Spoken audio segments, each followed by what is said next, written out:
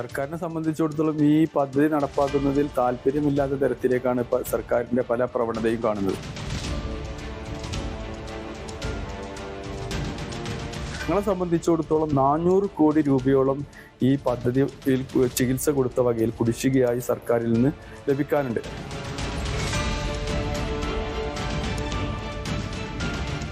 ആശുപത്രിയുടെ ദൈനംദിന പ്രവർത്തനത്തെ ഇത് ഗൗരവമായി ബാധിക്കാണ്. ഡോക്ടർമാർക്ക് ശമ്പളം നൽകണം, ജീവനക്കാർക്ക് ശമ്പളം നൽകണം, ഇലക്ട്രിസിറ്റി ബില്ല്, വാട്ടർ ഉൾപ്പെടെ ദൈനംദിന കാര്യങ്ങൾക്ക് വളരെയധികം പ്രയാസപ്പെട്ടുകൊണ്ടിരിക്കുകയാണ്.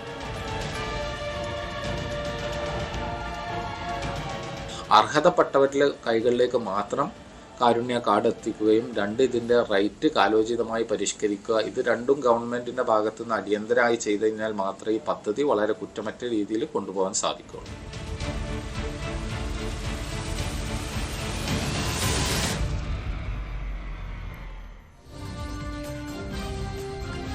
നമസ്കാരം. പാവപ്പെട്ട രോഗികൾക്ക് ആശ്വാസമായ കാരുണ്യ പദ്ധതി താളം തെറ്റുകയാണ്.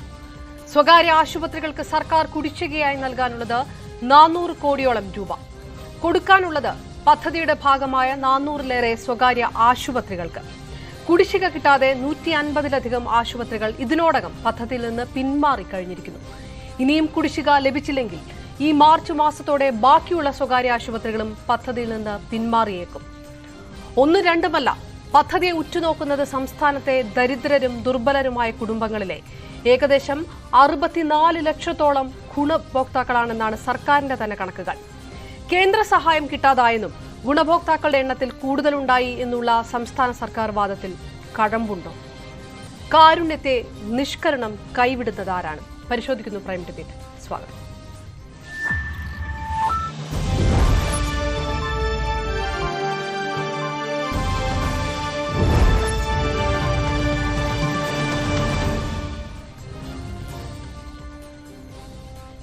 പാനലിസ്റ്റുകളായി ചേരുന്നു ആരോഗ്യ വിദഗ്ധനും കോൺഗ്രസ് നേതാവുമായ ഡോക്ടർ എസ് ശാൽ, ഡോക്ടർ ഷിജുഖാൻ CPM നേതാവ്, സ്വകാര്യ ഹോസ്പിറ്റൽ മാനേജ്മെന്റ് അസോസിയേഷന്റെ സംസ്ഥാന പ്രസിഡന്റ് അഡ്വക്കേറ്റ് ഹുസൈൻ കോയ തങ്ങൾ, ഒപ്പം വിവരാവകാശ പ്രവർത്തകൻ രാജു വാഴക്കാല എന്നിവർ. ആദ്യം അഡ്വക്കേറ്റ് ഹുസൈൻ കോയ തങ്ങൾ, രോഗി ആശുപത്രി വിട്ട് 15 ദിവസത്തിനുള്ളിൽ സർക്കാർ പണം കൈമാറണമെന്നൊരു വ്യവസ്ഥ ഇതിനകത്തുണ്ട്. ഇത് ഓരോ ദിവസം കഴിയും തോറും അത് ആ ദിവസത്തെ ഇത് പലിശ നൽകണമെന്നുള്ളൊരു വ്യവസ്ഥയുമുണ്ട്. ആ വ്യവസ്ഥകൾ ഈ പദ്ധതി പ്രകാരമുള്ള ഈ പണം കൈമാറ്റം പൂർണ്ണമായി മുടങ്ങിയിരിക്കുകയാണ് എന്നാണോ KPHA ആരോപിക്കുന്നത്? കേരളത്തിലെ കാരുണ്യ ആരോഗ്യ സുരക്ഷാ പദ്ധതി നടപ്പാക്കിയതിനു ശേഷം ഈ പദ്ധതിയുമായ ഒരു എഗ്രിമെന്റ് വെക്കുന്നുണ്ട്. ഓരോ സ്ഥാപനവും ഇതിലൊരു എഗ്രിമെന്റ് വെക്കുന്നുണ്ട്. ആ എഗ്രിമെന്റിൽ ഒരു ക്ലോസ് ആണ് 15 ദിവസത്തിനുള്ളിൽ ഈ ചികിത്സ നൽകിയ പണം ആശുപത്രികൾക്ക് തിരിച്ചു നൽകണമെന്ന്. പക്ഷെ ആ എഗ്രിമെന്റ് പ്രകാരം 15 ദിവസം എന്നുള്ളത് ഒരു മാസമോ അല്ലെങ്കിൽ 1.5 മാസമോ ഒക്കെ ആയാലും പിടിച്ചു നിൽക്കാൻ കഴിയും. പക്ഷെ 4-5 മാസമായി കോടിക്കണക്കിന് രൂപ ചികിത്സ കൊടുത്തതിൽ കുടിശ്ശികയായി കിടക്കുമ്പോൾ കേരളത്തിലെ സ്വകാര്യ ആശുപത്രികൾക്ക് ഇത് പിടിച്ചു നിൽക്കാൻ പറ്റാത്ത അവസ്ഥയാണ്. ഈ സ്കീമിൽ കൂടുതലും 100 ബെഡിന് താഴെയുള്ള ഇടത്തരം സ്ഥാപനങ്ങളാണ് ഈ എൻപാനൽ ചെയ്തിട്ടുള്ളത്. 411 ഹോസ്പിറ്റൽസ് കേരളത്തിൽ എൻപാനൽ ചെയ്തിട്ടുണ്ട്. ഈ 401 സ്ഥാപനങ്ങളും ഏകദേശം ഇടത്തരം സ്ഥാപനങ്ങളാണ്. ഇതൊക്കെ ലോൺ എടുത്ത് ചെറിയ തോതിൽ നടക്കുന്ന സ്ഥാപനങ്ങളാണ്. എന്നാൽ ഇതിന്റെ കോസ്റ്റുകളൊക്കെ നിരന്തരം കൂടിക്കൊണ്ടിരിക്കുകയാണ്. ഇപ്പൊ നഴ്സിംഗ് സാലറി നമുക്കറിയാം, ഹോസ്പിറ്റൽ ജീവനക്കാരുടെ സാലറി മിനിമം വേജ് ഇന്ന് കേരളത്തിലുള്ള എല്ലാ മേഖല മിനിമം വേജ് എടുത്ത് പരിശോധിച്ചാൽ ഏറ്റവും കൂടുതലാണ്. അതേപോലെ തന്നെ ഇലക്ട്രിസിറ്റി ചാർജ് വർദ്ധിപ്പിച്ചു, പൊല്യൂഷൻ കൺട്രോൾ ബോർഡിന്റെ കൺസെന്റ് ഫീ വർദ്ധിപ്പിച്ചു. എല്ലാ തരത്തിലുള്ള ചാർജുകളും വർദ്ധിച്ചു വരുന്നു, കോസ്റ്റ് കൂടി വരുന്നു. ഈ പാക്കേജ് റൈറ്റുകളാണെങ്കിലോ 2020 വന്ന പാക്കേജ്, ആയുഷ്മാൻ ഭാരതിന്റെ കീഴിൽ 2020 വന്ന പാക്കേജ് റേറ്റ് ആണ് ഇന്ന് കേരളത്തിൽ ആയുഷ്മാൻ കാരുണ്യ ആരോഗ്യ സുരക്ഷാ പദ്ധതി നടപ്പാക്കുന്നത്. നേരെ മറിച്ച് 2022 നവംബർ മുതൽ HBP 2.2 എന്നുള്ള രീതിയിൽ പാക്കേജ് റൈറ്റുകൾ റിവൈസ് ചെയ്ത് ഈ സ്കീം കുറ്റമറ്റ രീതിയിൽ ഇതിന്റെ ഫീഡ്ബാക്ക് ഒക്കെ എടുത്ത് കുറ്റമറ്റ രീതിയിൽ 2022 സ്കീം നിലവിൽ വന്നിട്ടുണ്ട്. അത് മറ്റുള്ള സംസ്ഥാനങ്ങളിലൊക്കെ നടപ്പാക്കുന്നുണ്ട്. പക്ഷെ കേരളത്തിൽ നടപ്പാക്കുന്നില്ല. സാമ്പത്തിക പ്രയാസമാണ് പറയുന്നത്. അത് നടപ്പാക്കുന്നതിന് വേണ്ടി ശ്രീ ഹുസൈൻ കോയ തങ്ങൾ, HBP പതിപ്പ് നടപ്പാക്കുന്നതുമായി ബന്ധപ്പെട്ട് വിഷയം കോടതിയിലെത്തിയതല്ലേ? അതെ, കോടതി വിധിച്ചു. കോടതി ഞങ്ങളുടെ പെറ്റീഷൻ പരിഗണിക്കാൻ പറഞ്ഞു. അങ്ങനെ ഗവൺമെന്റ് തന്ന റിപ്ലൈ സാമ്പത്തികമായി ഒരു പിന്നെ ഇത് നടപ്പാക്കാൻ കഴിയില്ല. അതായത് Ayushman Bharat central government revise ചെയ്ത റൈറ്റ് കേരളത്തിലെ സാമ്പത്തിക സ്ഥിതി പരിഗണിച്ചുകൊണ്ട് തരാൻ കഴിയില്ല എന്നാണ് സർക്കാർ പറഞ്ഞത്. ആ ജിയോ ഞങ്ങൾ ചലഞ്ച് ചെയ്തിട്ടുണ്ട്, കോടതിയിൽ ചലഞ്ച് ചെയ്തിട്ടുണ്ട്. നോക്കൂ, ഇതൊക്കെ ഞങ്ങൾ സാമൂഹ്യ പ്രതിബദ്ധതയോടുകൂടി കോടതി എന്ത് തീരുമാനത്തിലേക്കാണ് വന്നിരിക്കുന്നത്? അതോ അത് ഇപ്പോഴും കേസ് നിൽക്കുകയാണോ, ഹർജി ഇപ്പോഴും നിൽക്കുകയാണോ? ഞങ്ങളുടെ പെറ്റീഷൻ 2 മാസത്തിനുള്ളിൽ പരിഹരിക്കാൻ പറഞ്ഞു, അത് പരിഗണിച്ചില്ല. ഞങ്ങൾ കണ്ടംപ്റ്റ് കോർട്ട് കൊടുത്തു. കണ്ടംപ്റ്റ് കോർട്ട് കൊടുത്തപ്പോൾ സർക്കാർ ഇറക്കിയുള്ള ജിയോ സാമ്പത്തികമായ സ്ഥിതി അനുവദിക്കാത്തത് കൊണ്ട് ഈ സ്കീം നടപ്പാക്കാൻ കഴിയില്ല എന്നുള്ളതാണ്. അങ്ങനെ ആ ജിയോ ഞങ്ങൾ ചലഞ്ച് ചെയ്തിട്ടുണ്ട്. കേരളത്തിൽ സെൻട്രൽ ഗവൺമെന്റ് കൊണ്ടുവന്ന ഒരു സ്കീമിന്റെ സാമ്പത്തിക സ്ഥിതി ഇല്ല എന്ന് പറഞ്ഞിട്ട് ആ സ്കീം വേറെ രീതിയിൽ നടപ്പാക്കാൻ പാടില്ലല്ലോ. അതുകൊണ്ട് ഞങ്ങൾ അത് കോടതിയെ ചലഞ്ച് ചെയ്തിട്ടുണ്ട്. ആ കേസ് ഇന്ന് പെൻഡിങ് ഉണ്ട്. പക്ഷെ ഇവിടെ നോക്കൂ, ഇവിടെ പ്രശ്നം വരുന്നതല്ല, ആയുഷ്മാൻ ഭാരതിൽ വരുന്നത് BPL ഫാമിലിയാണ്. ഞാൻ മനസ്സിലാക്കുന്ന കേരളത്തിൽ ഏകദേശം 24 ലക്ഷത്തോളം, അതിന് താഴെ മാത്രമേ BPL ഫാമിലി ഉള്ളൂ. പക്ഷെ ഈ സ്കീമിൽ 44 ലക്ഷത്തോളം കുടുംബങ്ങൾ ഈ സ്കീമിന്റെ ബെനിഫിഷ്യറി ആവുന്നുണ്ട്. തൊഴിൽ മേഖലയിലെ ആളുകളെ, മറ്റു പല മേഖലകളിലെ ആളുകളെ ഈ സ്കീമിലേക്ക് കൊണ്ടുവന്നു.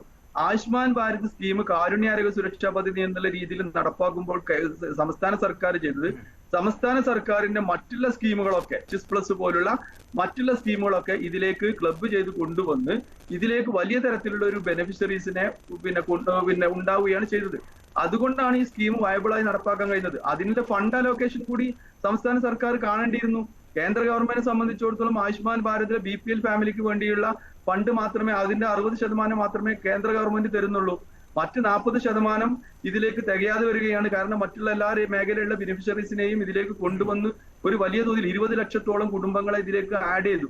ആ ആഡ് ചെയ്യുമ്പോൾ അവർക്കുള്ള ഫണ്ട് അലോക്കേഷൻ സർക്കാർ കണ്ടിട്ടില്ല എന്നാണ് പ്രായോഗികമായി അതിന്. ഒറ്റ കാര്യം കൂടി ശ്രീ ഹുസൈൻ കോയ തങ്ങൾ, എത്ര മാസങ്ങളായി ഈ 400 കോടിയോളം രൂപയുടെ കുടിശ്ശികയാണല്ലോ, അത് എത്ര മാസങ്ങളായി ഈ തടഞ്ഞു നിൽക്കാൻ തുടങ്ങിയിട്ട്?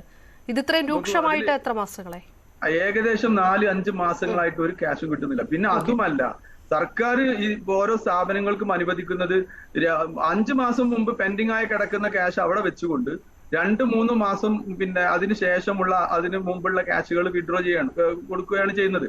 ഞാൻ പറഞ്ഞു വരുന്നത്, കോവിഡ് കാലത്ത് സർക്കാരിന് ചികിത്സ കൊടുത്തുള്ള, സർക്കാർ പറഞ്ഞതനുസരിച്ച് കൊണ്ട് രോഗികൾക്ക് ചികിത്സ കൊടുത്തുള്ള ക്യാഷ് പോലും ഇന്ന് കിട്ടില്ല. കോവിഡ് കഴിഞ്ഞു പോയിട്ട് എത്ര കാലമായി? വർഷങ്ങളായിട്ട് കിടക്കുന്ന ക്യാഷുകളുണ്ട്. പക്ഷെ അത് പുറമെ നിരന്തരം നടന്നുകൊണ്ടിരിക്കുന്ന ഈ സ്കീമിൽ 5 മാസം 4 മാസമായിട്ടുള്ള ക്യാഷുകൾ പല സ്ഥാപനങ്ങൾക്കും ലഭിക്കാറുണ്ട്. നമുക്ക് വിശദമായിട്ട് അതിലേക്ക് വരാം. അതിനു മുൻപ് ഒരു കാര്യം കൂടെ, എത്ര ഹോസ്പിറ്റലുകൾ ഇതിനകം ഇതിൽ നിന്ന് പിന്മാറിയിട്ടുണ്ട്? നോക്കൂ, 411 സ്ഥാപനങ്ങളാണ് കേരളത്തിൽ എൻപാനൽ ചെയ്ത സ്ഥാപനങ്ങൾ. അതിൽ എന്റെ അഭിപ്രായത്തിൽ ഞങ്ങൾ അസോസിയേഷനിലെ കണക്കെടുക്കുമ്പോൾ ഒരു 150 സ്ഥാപനങ്ങൾ എങ്കിലും സ്വമേധയാ പിന്മാറിയിട്ടുണ്ട്. അവരിത് വയബിൾ അല്ല എന്നും അവർക്ക് സാലറി കൊടുക്കാൻ കഴിയാത്ത വിഷയങ്ങളൊക്കെ വരുന്ന സമയത്ത് ഈ സ്കീമിൽ നിന്ന് പിന്മാറിയിട്ടുണ്ട്. ഇപ്പൊ ഏകദേശം ഒരു 200, 260, 270 ഹോസ്പിറ്റലുകളൊക്കെ മാത്രമേ ഇന്ന് കാസ്പിൽ എൻപാനൽ ചെയ്ത സ്ഥാപനങ്ങളിൽ ചികിത്സ ലഭിക്കുന്നുള്ളൂ. ഇപ്പൊ കഴിഞ്ഞ 2 ദിവസം മുമ്പ് ഞങ്ങളുടെ മീറ്റിംഗ് ഉണ്ടായിരുന്നു. അതിലും പറയുന്നത് ഞങ്ങളെ സ്വമേധയാ പിന്മാറാൻ അനുവദിക്കൂ എന്നാണ് പറയുന്നത്. അതായത് ഈ മാർച്ച് മാസത്തോടുകൂടി ബാക്കിയുള്ള 260 ഹോസ്പിറ്റലുകളും മാറിയേക്കും, അതാണോ സാഹചര്യം? ഞങ്ങൾ എടുത്തിട്ടുള്ള തീരുമാനം, ഞങ്ങൾ കോടതിയെ സമീപിക്കാൻ തീരുമാനിച്ചിട്ടുണ്ട്. ഞങ്ങൾക്ക് ഇങ്ങനെ കരാറ് പ്രകാരം ലഭിക്കേണ്ട സംഖ്യ കിട്ടാത്ത നിയമാനുസൃതം ഞങ്ങൾക്ക് അതിലൊരു റൈറ്റ് ഉണ്ട് എന്ന് മനസ്സിലാക്കിക്കൊണ്ട് തന്നെ ബഹുമാനപ്പെട്ട കേരള ഹൈക്കോടതിയെ സമീപിക്കാൻ ഞങ്ങൾ തീരുമാനിച്ചിട്ടുണ്ട്. അതിന് പുറമെ ഈ സ്കീം ഇതേപോലെ തുടരുകയും സർക്കാരിൽ നിന്ന് ഫണ്ട് ലഭിക്കാതെ വരികയാണെങ്കിൽ മാക്സിമം ഞങ്ങൾ മാർച്ച് 31 വരെ മാത്രമേ ഈ സ്കീമിൽ നിലനിന്ന് മുന്നോട്ട് പോകുകയുള്ളൂ. ഓക്കെ, ഞാൻ തിരികെ എത്താം. അഡ്വക്കേറ്റ് ഹുസൈൻ കോയ തങ്ങൾ, അത് വ്യക്തമാണ്, മാർച്ച് മാസം വരെ നിൽക്കാനുള്ള ഒരു സാഹചര്യം മാത്രമാണ് ഉള്ളതെന്ന്. 260 ഹോസ്പിറ്റലുകൾ, 150 ഹോസ്പിറ്റലുകൾ ഓൾറെഡി പിന്മാറിയിരിക്കുന്നു, 260 ഹോസ്പിറ്റലുകൾ പിന്മാറിയേക്കുമെന്നുള്ളൊരു സാഹചര്യം. ഡോക്ടർ എസ് വീഴ്ച ആരുടേതാണ്? വീഴ്ച തീർച്ചയായിട്ടും സർക്കാരിൻ്റെതാണ്. ഇപ്പോൾ ജനങ്ങൾ സർക്കാരിനാണ് ആശ്രയിക്കുന്നത് ഈ ആരോഗ്യകാര്യങ്ങളിൽ മൊത്തത്തിൽ. ഇപ്പോൾ കേരളത്തിൻ്റെ പ്രത്യേക സാഹചര്യം ആലോചിച്ച് നോക്കണം. നമ്മൾ 60 മുതൽ 70% ജനങ്ങൾ സ്വകാര്യ ആശുപത്രികളെ സമീപിക്കുന്നു എന്നാണ് കണക്ക്. ഇതൊരു യാഥാർത്ഥ്യമാണ്. അത് തെറ്റോ ശരിയോ എന്നുള്ള തർക്കങ്ങളിലേക്ക് ഞാൻ പോകുന്നില്ല. തെറ്റെന്ന് പറയാനും പറ്റില്ല, കാരണം ഇവിടുത്തെ മന്ത്രിമാരുടെ സ്വകാര്യ ആശുപത്രികളാണ് പോകുന്നത്. അപ്പോൾ അതാണ് യാഥാർത്ഥ്യം. അപ്പോൾ ഈ പ്രശ്നം സ്വകാര്യ ആശുപത്രികൾ മാത്രമല്ല, സർക്കാർ ആശുപത്രികളെയും ബാധിക്കുക. ഇപ്പോൾ സ്വകാര്യ ആശുപത്രിയുടെ കാര്യം തന്നെ പറയാം.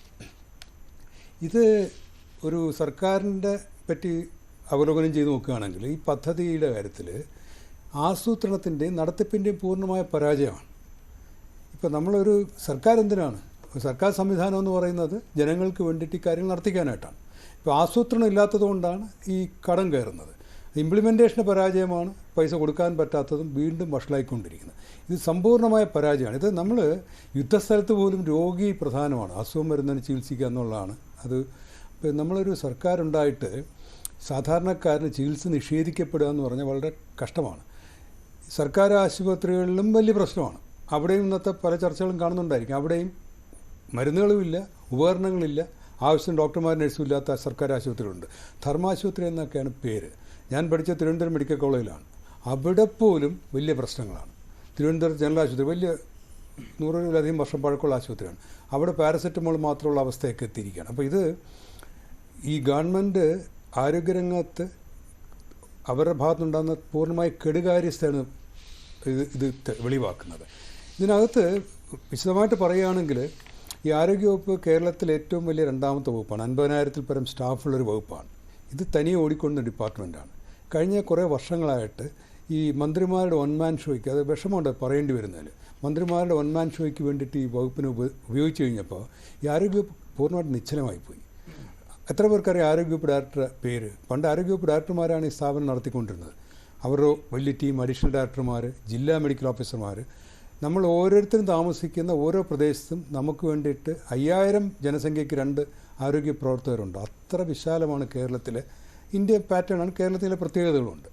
ഇപ്പോൾ സബ് സെൻറ്റർ, അതിൻ്റെ താഴെ ഇപ്പോൾ വേറെ സെൻറ്ററുകൾ, അപ്പോൾ ആശാ വർക്കർമാർ. അപ്പോൾ നമുക്ക് ഒരുപാട് നമ്മുടെ കാര്യം നോക്കാൻ, ആരോഗ്യകാര്യം നോക്കാനായിട്ട് കേരളത്തിൽ അങ്ങോളം ഇങ്ങോളം ഒരുപാട് വലിയ ശൃംഖലയുണ്ട്. ഇതിനെ തകർത്ത് കളഞ്ഞു. അതൊരു യാഥാർത്ഥ്യമാണ്. പൊതുജനാരോഗ്യ രംഗത്ത് നിൽക്കുന്ന ഒരുപാട് പേര് ഞങ്ങൾ വിഷമിക്കുന്ന കാര്യം. അതിനകത്ത് രാഷ്ട്രീയം പോലും ഇല്ല. CPM-ൻ്റെ ഭാഗത്ത് നിൽക്കുന്ന ഡോക്ടർമാർ പോലും വിഷമിക്കുന്ന ഒരു കാര്യമാണ്. നമ്മുടെ ആരോഗ്യ സംവിധാനം തകർത്ത് കളഞ്ഞു. ആരോഗ്യവകുപ്പ് ഡയറക്ടർമാർക്ക് നേതൃത്വമില്ല. 2 വർഷം വരെ ആ പോസ്റ്റ് ഒഴിഞ്ഞു കിടന്നു. ആലോചിച്ച് നോക്കണം. ആരോഗ്യവകുപ്പ് ഡയറക്ടർ ഇല്ലായിരുന്നു കേരളത്തിൽ. കുറച്ച് മാസങ്ങളായിട്ടുള്ള ആരോഗ്യവകുപ്പ് ഡയറക്ടർ വന്നിട്ട് അവരെപ്പോലും ഒരു നേതൃത്വം കൊടുക്കുന്നതിന് പകരം, സത്യം പറഞ്ഞാൽ കഴിഞ്ഞ കുറേ ഞാൻ മനസ്സിലാക്കുന്നത് ആരോഗ്യവകുപ്പ് ഡയറക്ടർമാർ അവരെല്ലാം ഈ മന്ത്രിമാരുടെ ബസ്സിൻ്റെ പുറകെയായിരുന്നു. അത് വലിയ പരാജയമാണ്. അവിടെയാണ് പറഞ്ഞ ആസൂത്രണം. ഇപ്പോൾ രോഗികളുടെ എണ്ണം കൂടുമെന്നുള്ളത് സ്വാഭാവികമായിട്ട് നമ്മൾ തിരിച്ചറിയണം.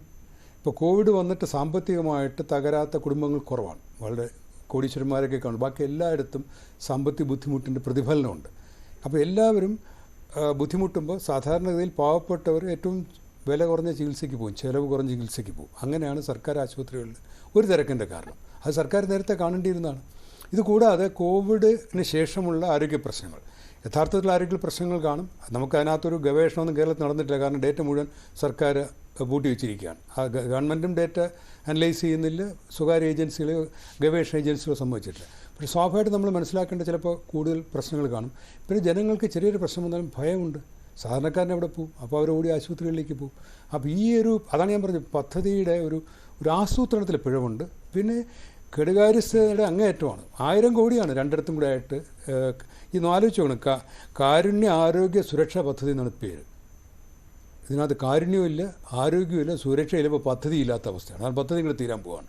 ഇത് വളരെ നന്നായിട്ട് നടന്നുകൊണ്ടൊരു പദ്ധതിയാണ്. ഇപ്പോൾ പലപ്പോഴും ഗവൺമെൻറ് ഇത് രാഷ്ട്രീയ മുതലെടുപ്പിന് മാത്രം ഉപയോഗിക്കും. ഇത് ഏറ്റവും കൂടുതൽ രോഗികൾ വരുന്ന പദ്ധതിയാണ്, കേരളത്തിലാണ് ഏറ്റവും കൂടുതൽ രോഗികളെന്ന്. അത് പണ്ടും അങ്ങനെയായിരുന്നു. 2007 തുടങ്ങിയപ്പോഴേ ഇങ്ങനെയാണ്. ഇതിനു മുമ്പും പദ്ധതി ഉണ്ടായിരുന്നു. ഈ ഗവൺമെൻറ് തുടങ്ങിയൊന്നുമല്ല. അതിൻ്റെ പേര് മാറ്റിയാണ് കേന്ദ്ര സർക്കാരിനോട് യോജിച്ചതുകൊണ്ട് പേരൊക്കെ മാറ്റി ആകെ ആശയക്കുഴപ്പമായതാണ്. അപ്പോൾ കേരളത്തിൽ ജനങ്ങൾ 2 കാര്യങ്ങളുണ്ട് പ്രധാനമായിട്ട്. ഒന്ന്, ആരോഗ്യ അവബോധമുണ്ട്. അപ്പോൾ അതുകൊണ്ട് ആളുകൾ അസുഖം വന്ന ആശുപത്രികളിൽ പോകും. 2 ആശുപത്രികൾ ആവശ്യം പോലെ ഉണ്ട്. ഈ 2 കാരണം കൊണ്ട് കേരളത്തിൽ രോഗികൾ കൂടുതൽ. അതിനകത്ത് അവാർഡ് വാങ്ങിച്ചു അല്ലെങ്കിൽ നമ്പർ 1 ആണെന്ന് പറഞ്ഞാൽ കാര്യമില്ല. ഈ വരുന്ന രോഗികൾ, ഞാനൊക്കെ ആരോഗ്യ പ്രവർത്തകനാണ്, രാഷ്ട്രീയ പ്രവർത്തനം കൂടെയാണ്. ഒരു ദിവസം എത്ര ഫോണാണ് വരുന്നതെന്നറിയോ? ഒന്നുകിൽ ചികിത്സ കിട്ടുന്നില്ല, വലിയ ദയനീയമായ അവസ്ഥ, ഡോക്ടർമാരില്ല, ആവശ്യം സ്റ്റാഫില്ല, അല്ലെങ്കിൽ ചികിത്സിച്ചിട്ട് സർക്കാർ ആശുപത്രിയിൽ, തിരുവനന്തപുരം മെഡിക്കൽ കോളേജിൽ കാലൊടിഞ്ഞ് വന്നവന് ഒരു മാസം തന്നെ വിളിക്കുകയാണ്. അയാളെ പോക്കറ്റ് 10 രൂപ പോലും ഇല്ല, കാലൊടിഞ്ഞ് ആശുപത്രിയിലാണ്. ഒരു ഓപ്പറേഷൻ ചെയ്ത് കാലിനകത്ത് കമ്പി ഇടണം, കുറിപ്പ് കൊടുക്കുകയാണ്, മരുന്ന് കമ്പി വാങ്ങിച്ചുകൊണ്ടാണ്, 15,000 രൂപയാണ്. ഇയാൾ എവിടെ പോകും? അപ്പോൾ ഇത് ഒരു കേസ് ഒരു ദിവസം ആണെങ്കിൽ എത്ര പേര് ഇതുപോലെ എത്ര ആശുപത്രികൾ ബുദ്ധിമുട്ടെന്ന് ആലോചിച്ച് നോക്കണം. റൈറ്റ്, ഞാൻ തിരികെ എത്താം. ഡോക്ടർ ഷിജു ഖാൻ, 400 കോടിയോളം രൂപ സ്വകാര്യ ആശുപത്രികൾക്ക് നൽകാനുണ്ടെന്നുള്ളൊരു കണക്ക്, അത് കുടിശ്ശിക വരുന്നു. ഈ മാർച്ച് മാസം, ഇപ്പോൾ ജനുവരി പകുതിയാകുന്നു, മാർച്ച് മാസത്തോടെ ഏകദേശം 150ഓളം ആശുപത്രികൾ മാറി, ബാക്കി ഒരു 260 ആശുപത്രികളുണ്ട്. അവരും ഈ പദ്ധതിയിൽ നിന്ന് പിന്മാറുന്നു. പദ്ധതിയിൽ നിന്ന് പിന്മാറുക സ്വകാര്യ ആശുപത്രികളെ കൂടുതലായി ആശ്രയിക്കുന്ന ഒരു സംസ്ഥാനം കൂടിയായ ഒരു സാഹചര്യത്തിൽ സ്വാഭാവികമായിട്ടും ഇത് ഡയറക്റ്റായിട്ട് ബാധിക്കുന്നത് ദരിദ്രരെ, ദുർബലരെ, പാവപ്പെട്ടവരെ ഒക്കെയാണ്. ആസൂത്രണത്തിൻ്റെയും നടത്തിപ്പിൻ്റെയും ഭാഗത്തു നിന്ന് കൃത്യമായ പരാജയം ഉണ്ടാകുമ്പോൾ കടം പെരുകുന്നു, അത് നടപ്പാക്കാൻ കഴിയുന്നില്ല. അങ്ങനെയാണ് ഡോക്ടർ എസ് ലാൽ പറഞ്ഞു നിർത്തുന്നത്.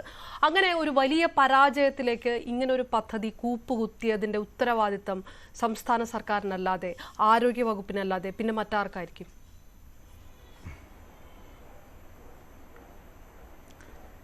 വാസ്തവത്തിൽ ഈ ചർച്ച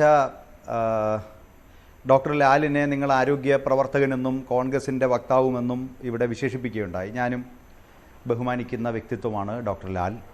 പക്ഷേ ലാലിൻ്റെ പ്രതികരണങ്ങൾ മുഴുവൻ രാഷ്ട്രീയ താല്പര്യത്തോടുകൂടിയുള്ളതും യാതൊരു ആധികാരികതയില്ലാത്തതുമായ വാദങ്ങളാണ് അദ്ദേഹം അവതരിപ്പിക്കുന്നത്. അതുകൊണ്ട് തന്നെ ആരോഗ്യ പ്രവർത്തകൻ എന്ന നിലയിലുള്ള ഒരു വിദഗ്ധ അഭിപ്രായമായിട്ട് ഞാൻ അദ്ദേഹത്തിൻ്റെ അഭിപ്രായത്തെ കാണുന്നില്ല. കോൺഗ്രസിൻ്റെ രാഷ്ട്രീയ നിലപാടിനെ പരമാവധി പുഷ്പിച്ചവതരിപ്പിക്കാനാണ് ജനങ്ങളുടെ നിലപാട്. അദ്ദേഹം തിരുവനന്തപുരം മെഡിക്കൽ കോളേജിൻ്റെയും ഡോക്ടർ ലാൽ, ഞാൻ എൻ്റെ അഭിപ്രായം പറഞ്ഞതിന് ശേഷം അങ്ങക്ക് സമയം കിട്ടും. അങ്ങ് പറഞ്ഞപ്പോൾ ഞാൻ ഇടപെട്ടില്ലല്ലോ. അങ്ങ് രാഷ്ട്രീയ നിലപാടുകളും രാഷ്ട്രീയ നിലവാരത്തിൻ്റെ പരമാവധി താഴെ നിന്നുകൊണ്ടാണ് കേരളത്തിലെ ഗവൺമെന്റിനെ വിശേഷിപ്പിച്ചത്. ഞാൻ ലാലിന്റെ ഡോക്ടർ ലാൽ അങ്ങയുടെ ഉപദേശം എനിക്ക് ആവശ്യമില്ല. ലാൽ ഒന്നുകിൽ അദ്ദേഹത്തിന് സമയം കൊടുത്തതിന് ലാൽ പറഞ്ഞപ്പോ ഞാൻ ഇടപെട്ടില്ല. ഞാൻ ഇടപെട്ടില്ലല്ലോ. രാഷ്ട്രീയ നിലവാരത്തിന്റെ പരമാവധി താഴെ ചെന്ന അഭിപ്രായം പറഞ്ഞപ്പോഴും ഞാൻ ഇടപെട്ടില്ല. മോശം സ്റ്റേറ്റ്മെന്റ് പറഞ്ഞു പോകാൻ പറ്റില്ല. താങ്കൾക്ക് എന്ത് അധികാരം? ഞാൻ ആരോഗ്യ പ്രവർത്തകൻ. എന്റെ അഭിപ്രായം പറയേണ്ടത് ഞാൻ മെഡിക്കൽ ഡിഗ്രി ഉള്ള ആളാണ്. കടന്നു കയറാൻ നിങ്ങൾ ആരാണ്? നിങ്ങളുടെ MBBS ഡിഗ്രിയുടെ നിലവാരമല്ല ഇവിടെ പ്രകടിപ്പിച്ചത്. നിങ്ങളുടെ അഭിപ്രായം കേരളത്തിലെ ഇടതുപക്ഷ ഗവൺമെന്റിനെ അവഹേളിക്കാനുള്ള രാഷ്ട്രീയ നിലവാരമില്ലായ്മയാണ് നിങ്ങളുടെ പ്രകടനം. നിങ്ങളുടെ എങ്ങനെ ആരോഗ്യ വിദഗ്ധന്റെ അഭിപ്രായമായി പരിഗണിക്കാൻ പറ്റും? പരിഗണിക്കുന്നില്ല. അഭിപ്രായം പറഞ്ഞതിന് ശേഷം ലാലിൽ ഇടപെടാം. അങ്ങ് സഹിഷ്ണുതയോടെ കേൾക്കൂ. അങ്ങക്ക് ചില കാര്യങ്ങൾക്ക് മറുപടി എനിക്ക് പറയാനുണ്ട്. അല്ല അപർണ, ഒന്നുകിൽ ലാലിന്റെ അവസരം കൊടുക്കുക, അത് കഴിഞ്ഞ് ഞാൻ സംസാരിക്കാം. ഷിജു പറയൂ. എന്നെ പറ്റി മോശമായി പറഞ്ഞാൽ ഇടപെടും. ഡോക്ടർ ലാലിലേക്ക് വരാം. ഞാൻ ഷിജു ഖാൻ പറയൂ. അപർണ അതൊരു ശരിയായ നിലപാടല്ല. അദ്ദേഹം ആരോഗ്യ പ്രവർത്തകനല്ല എന്ന് പറഞ്ഞത് ശരിയായില്ല എന്നൊരു അഭിപ്രായമാണ് അദ്ദേഹം പ്രകടമാക്കിയത്. അദ്ദേഹം പ്രകടമാക്കിയതിനകത്ത് ന്യായം ഉണ്ടെന്നാണ് കരുതുന്നത്. ഡോക്ടർ ഷിജു ഖാൻ, നമുക്ക് ആ വിഷയത്തിലേക്ക് വരികയാണെങ്കിൽ അപർണ എന്റെ സമയത്ത് അപർണ, ഇതൊരു തെറ്റായ നിലപാടാണ്. എന്റെ അഭിപ്രായം ഞാൻ പറഞ്ഞു കഴിഞ്ഞതിന് ശേഷം ഒന്നുകിൽ അദ്ദേഹത്തിന് ഇടപെടാം. നിങ്ങളുടെ അഭിപ്രായം വിഷയത്തിലാണ് പറയേണ്ടത്. ഞാൻ ആരോഗ്യ പ്രവർത്തകനാണല്ലോ. അത് ഞങ്ങളുടെ നിലപാടെന്ന് പറയട്ടെ. നിങ്ങൾക്ക് വിഷയം പറയും. ഞാൻ പറഞ്ഞത് ആരോഗ്യ പ്രവർത്തകന്റെ വൈദഗ്ധ്യമല്ല അദ്ദേഹത്തിന്റെ അഭിപ്രായത്തിൽ ഉണ്ടായിരുന്നതെന്നാണ് ഞാൻ പറഞ്ഞത്. താങ്കൾക്ക് എന്ത് വൈദഗ്ധ്യമുള്ളത്? താങ്കൾക്ക് വിഷയം പറയാൻ എന്ത് വൈദഗ്ധ്യമുള്ളത്? ഞാൻ ഡോക്ടറാണ്, രാഷ്ട്രീയക്കാരനാണ്. താങ്കൾ രാഷ്ട്രീയക്കാരൻ മാത്രമാണ്. അപ്പൊ താങ്കൾ പകുതി വൈദഗ്ധ്യമുള്ളൂ. കേൾക്കാതെ നിങ്ങൾ ഇങ്ങനെ ബഹളം എങ്ങനെയാണ് ഡോക്ടർ ഷിജു ഖാൻ പറയുന്നത് എന്നൊന്ന് നോക്കാമല്ലോ നമുക്ക്. ആ വ്യക്തിപരമായിട്ടുള്ള പരാമർശങ്ങളും അതിനുള്ള താങ്കളുടെ മറുപടിയും കഴിഞ്ഞു doctor S Lal. Doctor Shiju Khan പറയട്ടെ, നമുക്ക് ആ വിഷയത്തിന്റെ മെറിറ്റിലേക്ക് വരാമല്ലോ. എന്തുകൊണ്ട് ആ പറഞ്ഞ വാദങ്ങൾ മുഴുവൻ തെറ്റാണെന്ന് പറയുന്നു എന്ന് അദ്ദേഹം വ്യക്തമാക്കട്ടെ. അപർണ, അങ്ങനെ ലാൽ ഇതിനെയൊന്നും സെൻസിറ്റീവായി എടുത്തുകൊണ്ട് ഈ അസഹിഷ്ണുതയൊന്നും പ്രകടിപ്പിക്കല്ലേ. ലാൽ അസഹിഷ്ണുത പ്രകടിപ്പിക്കരുത്. നിങ്ങൾ തമ്മിൽ ഒരു ഇന്റർവ്യൂ എന്തുകൊണ്ടാ മരുന്നില്ലാത്തത് കാര്യം ഞാൻ പങ്കുവെക്കുന്നത്. ലാലിന്റെ സമയമല്ല ഇത്, ഡോക്ടർ ലാലിന്റെ സമയമല്ല. എനിക്ക് കാര്യം പറയാൻ അറിയാം. നിങ്ങൾ ബഹളം വെക്കുന്നത് പക്വതയില്ലാതെ ചർച്ച പങ്കെടുക്കുന്ന എന്തിനാ? ഞാൻ പറയട്ടെ. ഞങ്ങൾക്ക് ചർച്ചയിൽ പങ്കെടുത്ത ഞങ്ങളുടെ അഭിപ്രായം പറയണ്ടേ? എങ്കിൽ അപർണയ്ക്ക് ലാലിനോട് ചോദിക്കാം. എനിക്ക് അഭിപ്രായം പറയാൻ സമയം തരുന്നില്ലെങ്കിൽ ലാലിനോട് തീർച്ചയായും ഡോക്ടർ എസ് എസ് ലാലല്ല, ഷിജു ഖാൻ പറയൂ. നമുക്ക് ആ പോയിന്റിലേക്ക് വരുന്നില്ല. എന്തുകൊണ്ട് അങ്ങനെ സംഭവിക്കുന്നു എന്നുള്ളതിലെ താങ്കളുടെ ഒരു വിശദീകരണം വരട്ടെ. അപർണ, ഇത് എനിക്ക് ദയവ് ചെയ്ത് തീരെ പക്വമല്ലാത്ത സമീപനമാണ് ലാലിൽ നിന്ന് വരുന്നത്. അപ്പോഴും നിങ്ങൾ ഇക്കാര്യത്തിൽ ശരിയായി ഇടപെടുന്നില്ല. ഞാൻ എൻ്റെ ഭാഗം വിശദീകരിക്കണം. അതിനു മുമ്പ് ലാൽ ഇടപെടരുത്. അതെനിക്ക് ഉറപ്പ് തന്നാലേ ഞാൻ പറയുള്ളൂ. വ്യക്തിപരമായ പരാമർശങ്ങൾ ഇല്ലാതെ വിശദീകരിച്ചോളൂ. അദ്ദേഹം വ്യക്തിപരമായ ഒരു പരാമർശം ഉള്ളതുകൊണ്ടായിരിക്കും ഇടപെട്ടിട്ടുണ്ടാവുക. വ്യക്തിപരമല്ല. അപർണ നിങ്ങളുടെ നിലപാട് ശരിയല്ല. ഞാൻ വ്യക്തിപരമായ ആക്ഷേപം ഉന്നയിച്ചില്ല. നിങ്ങൾ എങ്ങനെ പറയും ഞാൻ വ്യക്തിപരമായ ആക്ഷേപം ഉന്നയിച്ചു എന്ന്? നിങ്ങൾ എങ്ങനെ പറയും? ആരോഗ്യ പ്രവർത്തകന്റെ നിലപാടായി ഞാൻ കാണുന്നില്ലെന്നാ പറഞ്ഞത്. അതെന്റെ അവകാശമല്ലേ അത് പറയാനുള്ളത്. ലാലല്ല അതിനപ്പുറത്തെ ആളെന്നാണ് ഞാൻ പറയുന്നത്. ലാല് പറഞ്ഞത് കേരളത്തിലെ നിങ്ങൾക്ക് ആ നിലപാടെടുക്കാൻ നിങ്ങൾക്ക് അങ്ങനെ കരുതാനുള്ള അവകാശമുണ്ട് തീർച്ചയായും. ഞാൻ ദൈവം കേൾക്കും. ഞാൻ പറയുന്നത് ഇവിടെ കേരളത്തിലെ ആരോഗ്യ വകുപ്പിനെ അപഹസിച്ചുകൊണ്ടും പരിഹസിച്ചുകൊണ്ടും മൂന്നാംകിട നിലവാരത്തിന് താഴെയാണ് ലാൽ അഭിപ്രായം പറഞ്ഞത്. സംഭാഷണം ഉണ്ടായി കഴിഞ്ഞാൽ ഞാൻ ഇടപെടേണ്ടി വരും. നിങ്ങൾക്ക് വിഷയം നിങ്ങൾ വിഷയം പറയൂ. ആശുപത്രി മരുന്നില്ലാത്ത എന്തുകൊണ്ടാണ് ഞാൻ കേൾക്കാതിരിക്കുക. എന്റെ നിലവാരത്തെ താങ്കൾ പറയണ്ട. താങ്കൾക്ക് എന്താ അധികാരം? താങ്കൾക്ക് നിലവാരം ഉള്ളത് എന്ത്? മൂന്നാംകിട താങ്കൾ എന്താണ്? ISI ആണോ താങ്കൾ? എന്റെ നിലവാരം താങ്കൾ മെഡിക്കൽ കൗൺസിലറാണോ? താങ്കൾ വിഷയം പറയൂ. നിങ്ങൾ വിഷയം പറയൂ. നിങ്ങളുടെ സമയം നിങ്ങൾക്കൊന്നും പറയാനില്ല. നിങ്ങൾ എന്നെ പറ്റി പറഞ്ഞുകൊണ്ടിരിക്കുക. അഭിപ്രായം പറയാൻ സമയമില്ലെങ്കിൽ നിങ്ങൾ പറഞ്ഞാൽ മതി. അല്ലല്ല മിസ്റ്റർ ലാൽ, ഞാനൊന്ന് പറഞ്ഞു തീർക്കട്ടെ. നിങ്ങൾ എന്നെ പറ്റി പറഞ്ഞാൽ ഇടപെടും. നിങ്ങൾ എന്നെ പറ്റി പറയാനല്ലോ അവരൊക്കെ ചർച്ചയിൽ വന്നിരുന്ന് ഞങ്ങളുടെ സമയം ബഹളം ഉണ്ടാക്കല്ലേ ലാലെ? അതെ എനിക്കറിയാം. നിങ്ങൾക്ക് പറയാനൊന്നുമില്ല. എനിക്ക് എങ്ങനെ വിഷയം ഞാൻ സംസാരിക്കണമെന്ന് ലാല് പഠിപ്പിക്കണ്ട. അതൊക്കെ CPIM-ന്റെ നിലപാട് പറയാൻ എനിക്കറിയാം. മനസ്സിലായില്ലേ ലാൽ? നിങ്ങളെക്കാൾ കൂടുതൽ ഈ വിഷയങ്ങൾ ചർച്ച ചെയ്യാനുള്ള അവസരം ഞങ്ങൾക്കുണ്ട്. ഞങ്ങൾ പറയുന്നുണ്ടല്ലോ. അല്ല അപർണ, ശ്രീ ലാലിനോട് തന്നെ ഞങ്ങൾക്ക് ഇന്റർവ്യൂ നടത്താം. എനിക്ക് ബുദ്ധിമുട്ടില്ല. തീർച്ചയായിട്ടും ചോദിക്കാം. എനിക്ക് സമയം നിങ്ങൾ തരുന്നില്ല. ലാൽ സമയം അത്രയും സമയം നമ്മൾ ഇത് ഈ തർക്കത്തിൽ പെട്ടുപോവുകയാണ്. ആ വിഷയത്തിന്റെ മെറിറ്റിലേക്ക് എവിടേക്കും എത്തുന്നില്ല. ഖേദമുണ്ട്. ആ മെറിറ്റിലേക്ക് എവിടേക്കും എത്തുന്നില്ല. ഒരു പാനലിസ്റ്റ് കൂടെ ബാക്കിയുണ്ട് താനും. അപർണ എന്റെ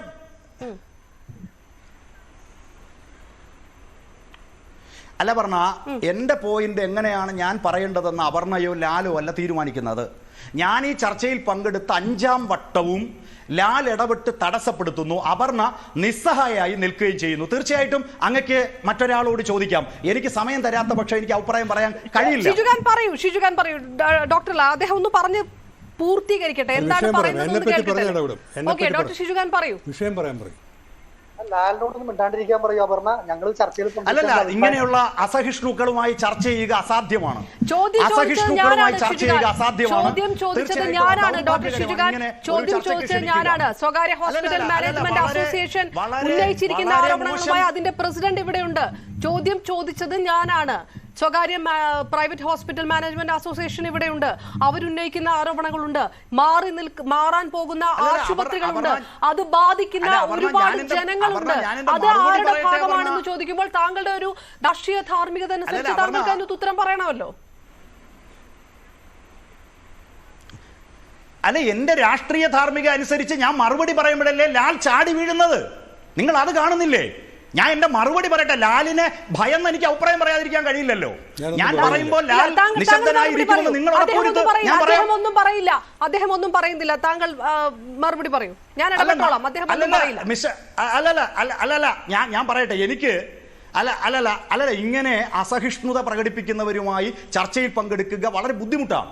ഞാനിനി പറയാം. ഞാൻ പറയുന്ന അടുത്ത പോയിന്റിൽ ഇവിടെ ലാൽ ചാടി വീഴും. അതുകൊണ്ട് കേൾക്കുക. ഞാൻ പറഞ്ഞത് ഈ കേരളത്തിലെ ഇടതുപക്ഷ ജനാധിപത്യ മുന്നണിയുടെ സുപ്രധാനമായ വകുപ്പായ ആരോഗ്യ വകുപ്പിനെ സംബന്ധിച്ച് പരിഹാസങ്ങളും ആക്ഷേപങ്ങളും ചൊരിഞ്ഞതിനാണ് ഞാൻ മറുപടി പറഞ്ഞത്. വാസ്തവത്തിൽ രാജ്യത്തെ ഏറ്റവും പ്രധാനപ്പെട്ട ഒരു ആശുപത്രി സംവിധാനമായി കേരളത്തിലെ ആശുപത്രിയെ മാറ്റിയതിൽ ഇടതുപക്ഷ ജനാധിപത്യ മുന്നണിക്ക് വലിയ പങ്കാണുള്ളത്. അത് അഖിലേന്ത്യാ അടിസ്ഥാനത്തിൽ തന്നെ നിരവധി പുരസ്കാരങ്ങളും അഖിലേന്ത്യാ അടിസ്ഥാനത്തിൽ നിരവധി ആദരവുകളും കേരളത്തിലെ ആരോഗ്യ വകുപ്പിനെ സംബന്ധിച്ച് ലഭിച്ചിട്ടുണ്ട്.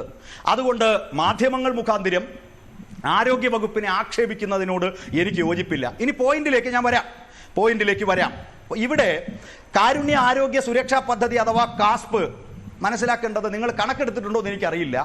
ഏതാണ്ട് 2 വർഷം കൊണ്ട് 3200 കോടിയുടെ സൗജന്യ ചികിത്സയാണ് കേരളത്തിൽ നൽകിയിട്ടുള്ളത്. ഇന്ത്യയിൽ ഏറ്റവും അധികം ഈ മേഖലയിൽ സൗജന്യ ചികിത്സ നൽകിയതിന് ആരോഗ്യ ഉത്കൃഷ്ട പുരസ്കാരം കഴിഞ്ഞ വർഷങ്ങളിൽ കേരളത്തിനാണ് ലഭിച്ചത്. ഇവിടെ ചില പ്രമുഖ ആരോഗ്യ പ്രവർത്തകരടക്കം ഇതൊക്കെ പത്രങ്ങളിൽ നിന്നത് വായിക്കുന്നത് നല്ലതായിരിക്കും. കാസ്പ് പദ്ധതി വഴി കഴിഞ്ഞ 2 വർഷങ്ങളിൽ 12.5 ലക്ഷം ഗുണഭോക്താക്കൾക്ക് ഏതാണ്ട് 3200 കോടി രൂപയുടെ സൗജന്യ ചികിത്സയാണ് നൽകിയത്. എന്ന് പറഞ്ഞാൽ അപർണ, നിങ്ങളുടെ കണക്കുകളുണ്ടെങ്കിൽ നിങ്ങൾക്ക് പരിശോധിക്കാം. ഇന്ത്യയിൽ ഈ ചികിത്സയുടെ ഏതാണ്ട് 15% ആകെ ചികിത്സ നൽകിയ സംസ്ഥാനമാണ് കേരളം. ഇന്ത്യയിൽ ആകെ ഇതിൻ്റെ ഭാഗമായി ചികിത്സ നൽകിയപ്പോൾ അതിൻ്റെ 15% എന്ന വലിയ പങ്കാണ് കേരളത്തിൽ നൽകിയിട്ടുള്ളത്. ഇനി രണ്ടാമത്, ഈ പദ്ധതിയുടെ ഭാഗമായിട്ട് ഏതാണ്ട് 41.96 ലക്ഷം കുടുംബങ്ങളാണ് സംസ്ഥാനത്ത് ഇതിൻ്റെ ഗുണഭോക്താക്കളായിട്ടുള്ളത്. ഈ 41.96 ലക്ഷം കുടുംബങ്ങളിൽ 23.97 ലക്ഷം കുടുംബങ്ങൾക്ക് മാത്രമാണ് കേന്ദ്രവിഹിതം ലഭിക്കുന്നതെന്നുള്ള കാര്യം നമ്മൾ മനസ്സിലാക്കേണ്ടതുണ്ട്. ഇത് വളരെ പ്രധാനപ്പെട്ട ഒരു കാര്യമാണ്.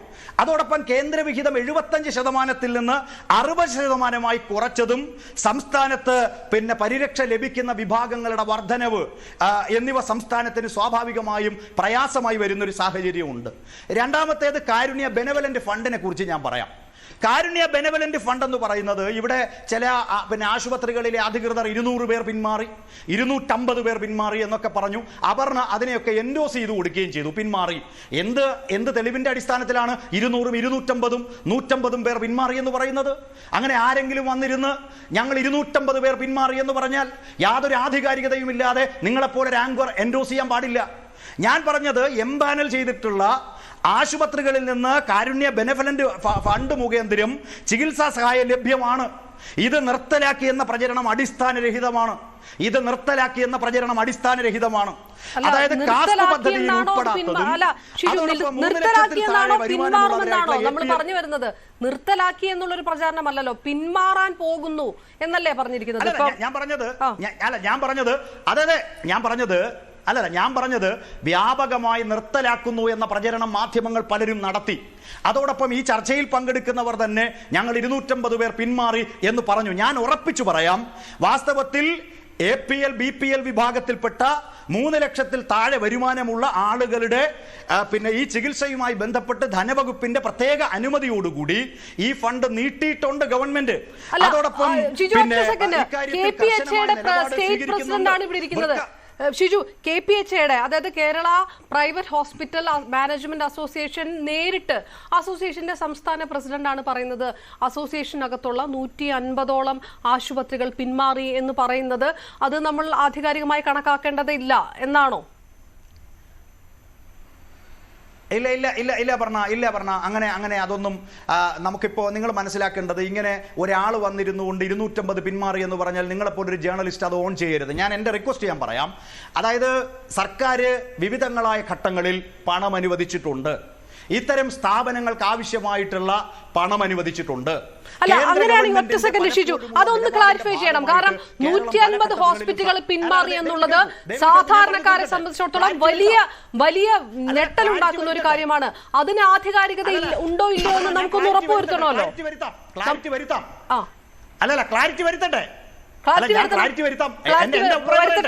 നിങ്ങൾ ഈ കേരളത്തെ ഞെട്ടിക്കുന്ന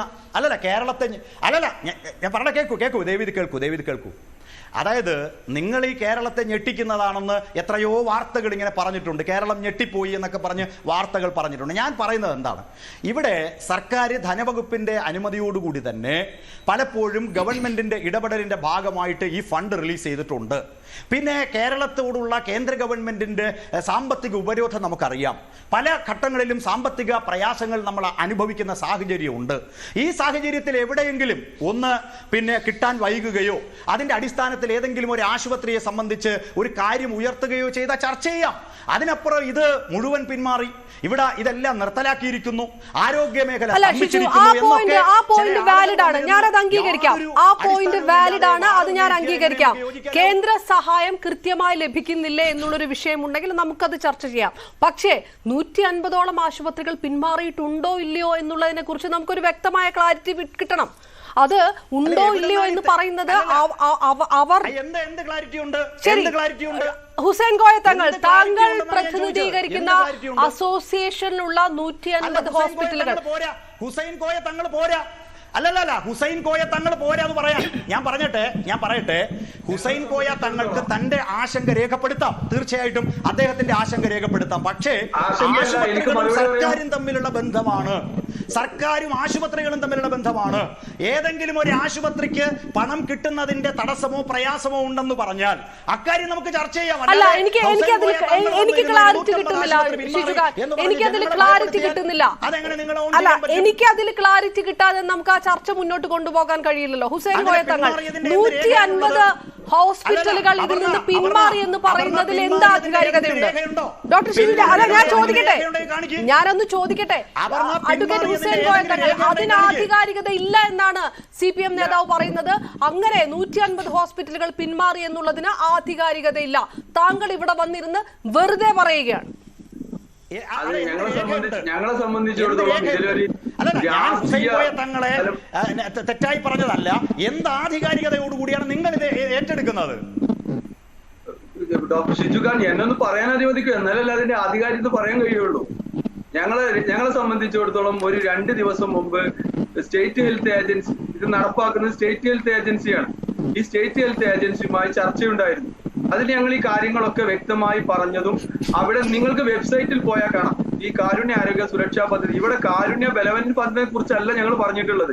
കാരുണ്യ ബലവന്റ് ഫണ്ട് വേറെയാണ്.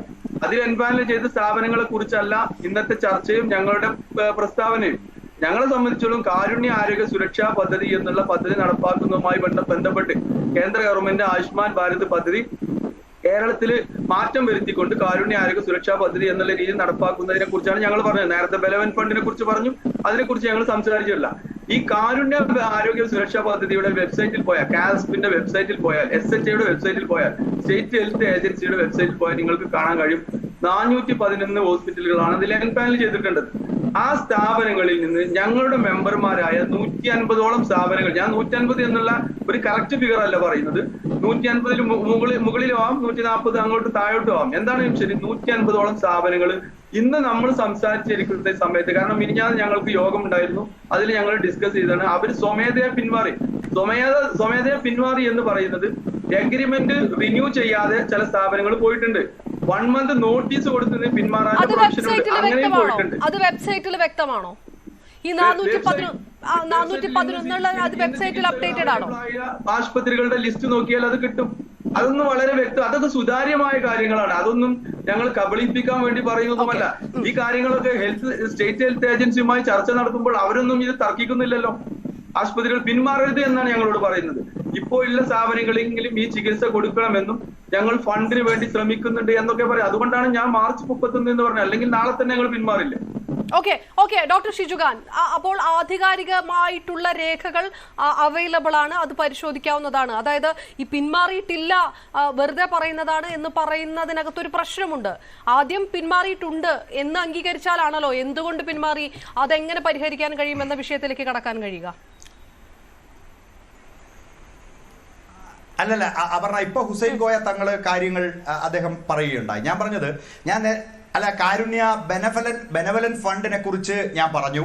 അതിന്റെ അടിസ്ഥാനത്തിൽ കാരുണ്യ ബെനവലന്റ് ഫണ്ടുമായി ബന്ധപ്പെട്ട് അത് നിർത്തലാക്കിയിട്ടില്ല, അതിൽ നിന്ന് ആശുപത്രികൾ പിന്മാറിയിട്ടുമില്ല. ഇനി രണ്ടാമത്തെ കാര്യമാണ് ഇവിടെ ശ്രീ ഹുസൈൻ കോയ തങ്ങൾ പറഞ്ഞത് കാരുണ്യ ആരോഗ്യ സുരക്ഷാ പദ്ധതിയെ കുറിച്ചാണ്. ഇപ്പൊ അദ്ദേഹത്തിന്റെ അഭിപ്രായത്തിൽ തന്നെ പറയുന്നു ചില റിന്യൂവൽ, ഈ എഗ്രിമെന്റുമായി ബന്ധപ്പെട്ട് ചില റിന്യൂവലുകളുടെ കാരുണ്യ സുരക്ഷാ പദ്ധതിയാണ്. ഡോക്ടർ ഷിജുഖാൻ, നമ്മുടെ ചർച്ച തന്നെ കാരുണ്യ സുരക്ഷാ പദ്ധതിയാണ്.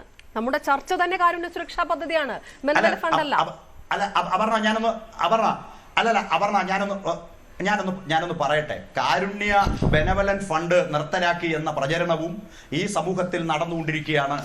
അതോടൊപ്പം കാരുണ്യ ആരോഗ്യ സുരക്ഷാ പദ്ധതിയെ സംബന്ധിച്ച് ചർച്ച നടക്കുകയാണ്. രണ്ടും വ്യക്തമാക്കണമല്ലോ. അപർണ ചോദിക്കുന്ന ചോദ്യത്തോടൊപ്പം ഈ സമൂഹത്തിൽ ഉയർന്നു വരുന്ന ചോദ്യങ്ങൾക്ക് ഉത്തരം പറയണം. ഇനി ഇതിനെക്കുറിച്ച് പറയാം, ഈ കാസ്പ് പദ്ധതിയെ കുറിച്ച് ഞാൻ പറയാം. അപ്പൊ അദ്ദേഹത്തിന്റെ മറുപടി തന്നെ എന്താ? ഗവൺമെന്റുമായി ചർച്ച നടന്നുകൊണ്ടിരിക്കുന്നു, ഗവൺമെന്റ് ഇക്കാര്യത്തിൽ അനുകൂലമായ ഒരു നിലപാട് രേഖപ്പെടുത്തിയിരിക്കുന്നു, നിങ്ങൾ ഇക്കാര്യത്തിൽ ഉണ്ടാവണം, ആശുപത്രികൾ സഹകരിക്കണമെന്ന് ഗവൺമെന്റ് അഭിപ്രായം മുന്നോട്ട് വയ്ക്കുന്നു. ഹുസൈൻ കോയ തങ്ങളുടെ അഭിപ്രായം വ്യക്തമാണ്. ഇനി രണ്ടാമത്തേത്, ഇതിന്റെ റിന്യൂവലുമായി ബന്ധപ്പെട്ട് ചില കാര്യങ്ങൾ വന്നിട്ടുണ്ട്. അപ്പൊ അതൊക്കെ ഗവൺമെന്റ് നടപടിക്രമം എന്ന നിലയിൽ സ്വാഭാവികമായും പരിഹരിക്കുമല്ലോ. പിന്നെ മൂന്നാമത്തെ കാര്യം, ഞാനൊരു കാര്യം പറയാം. അതായത് ഇക്കാര്യത്തിൽ വളരെ കൃത്യമായ ഒരു കാര്യം എന്ന് പറയുന്നത്, ഏതെങ്കിലും ആശുപത്രികൾക്ക് ഇക്കാര്യത്തിൽ പരാതി ഉണ്ടെങ്കിലോ മറ്റേതെങ്കിലും കാര്യങ്ങളുണ്ടെങ്കിൽ അതൊക്കെ ചർച്ച ചെയ്യില്ല. ഇത്രയും കാലം ഗവൺമെന്റ് ഈ ആശുപത്രികളുമായി സഹകരിച്ചു, അവർ വിശ്വാസത്തിലെടുത്തു.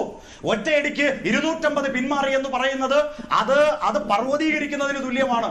അത് പർവ്വതീകരിക്കുന്നതിന് തുല്യമാണ്, കാര്യങ്ങളെ പർവ്വതീകരിക്കുന്നതിന് തുല്യമാണ്. ഇനി രണ്ട്, ഈ ചർച്ചയുടെ ഒരു ഭാഗത്തും അപർണ ചർച്ച ചെയ്യാത്തൊരു പോയിന്റ് കൂടി ഞാൻ പറയാം, അതുകൂടി നിങ്ങൾ മനസ്സിലാക്കേണ്ടതുണ്ട്. ഇവിടെ കേന്ദ്ര ഗവൺമെന്റിനെ നമ്മൾ ഒരു വിമർശനം പോലും ന്യൂസ് 18 ചാനൽ മുന്നോട്ട് വെക്കുന്നില്ലല്ലോ.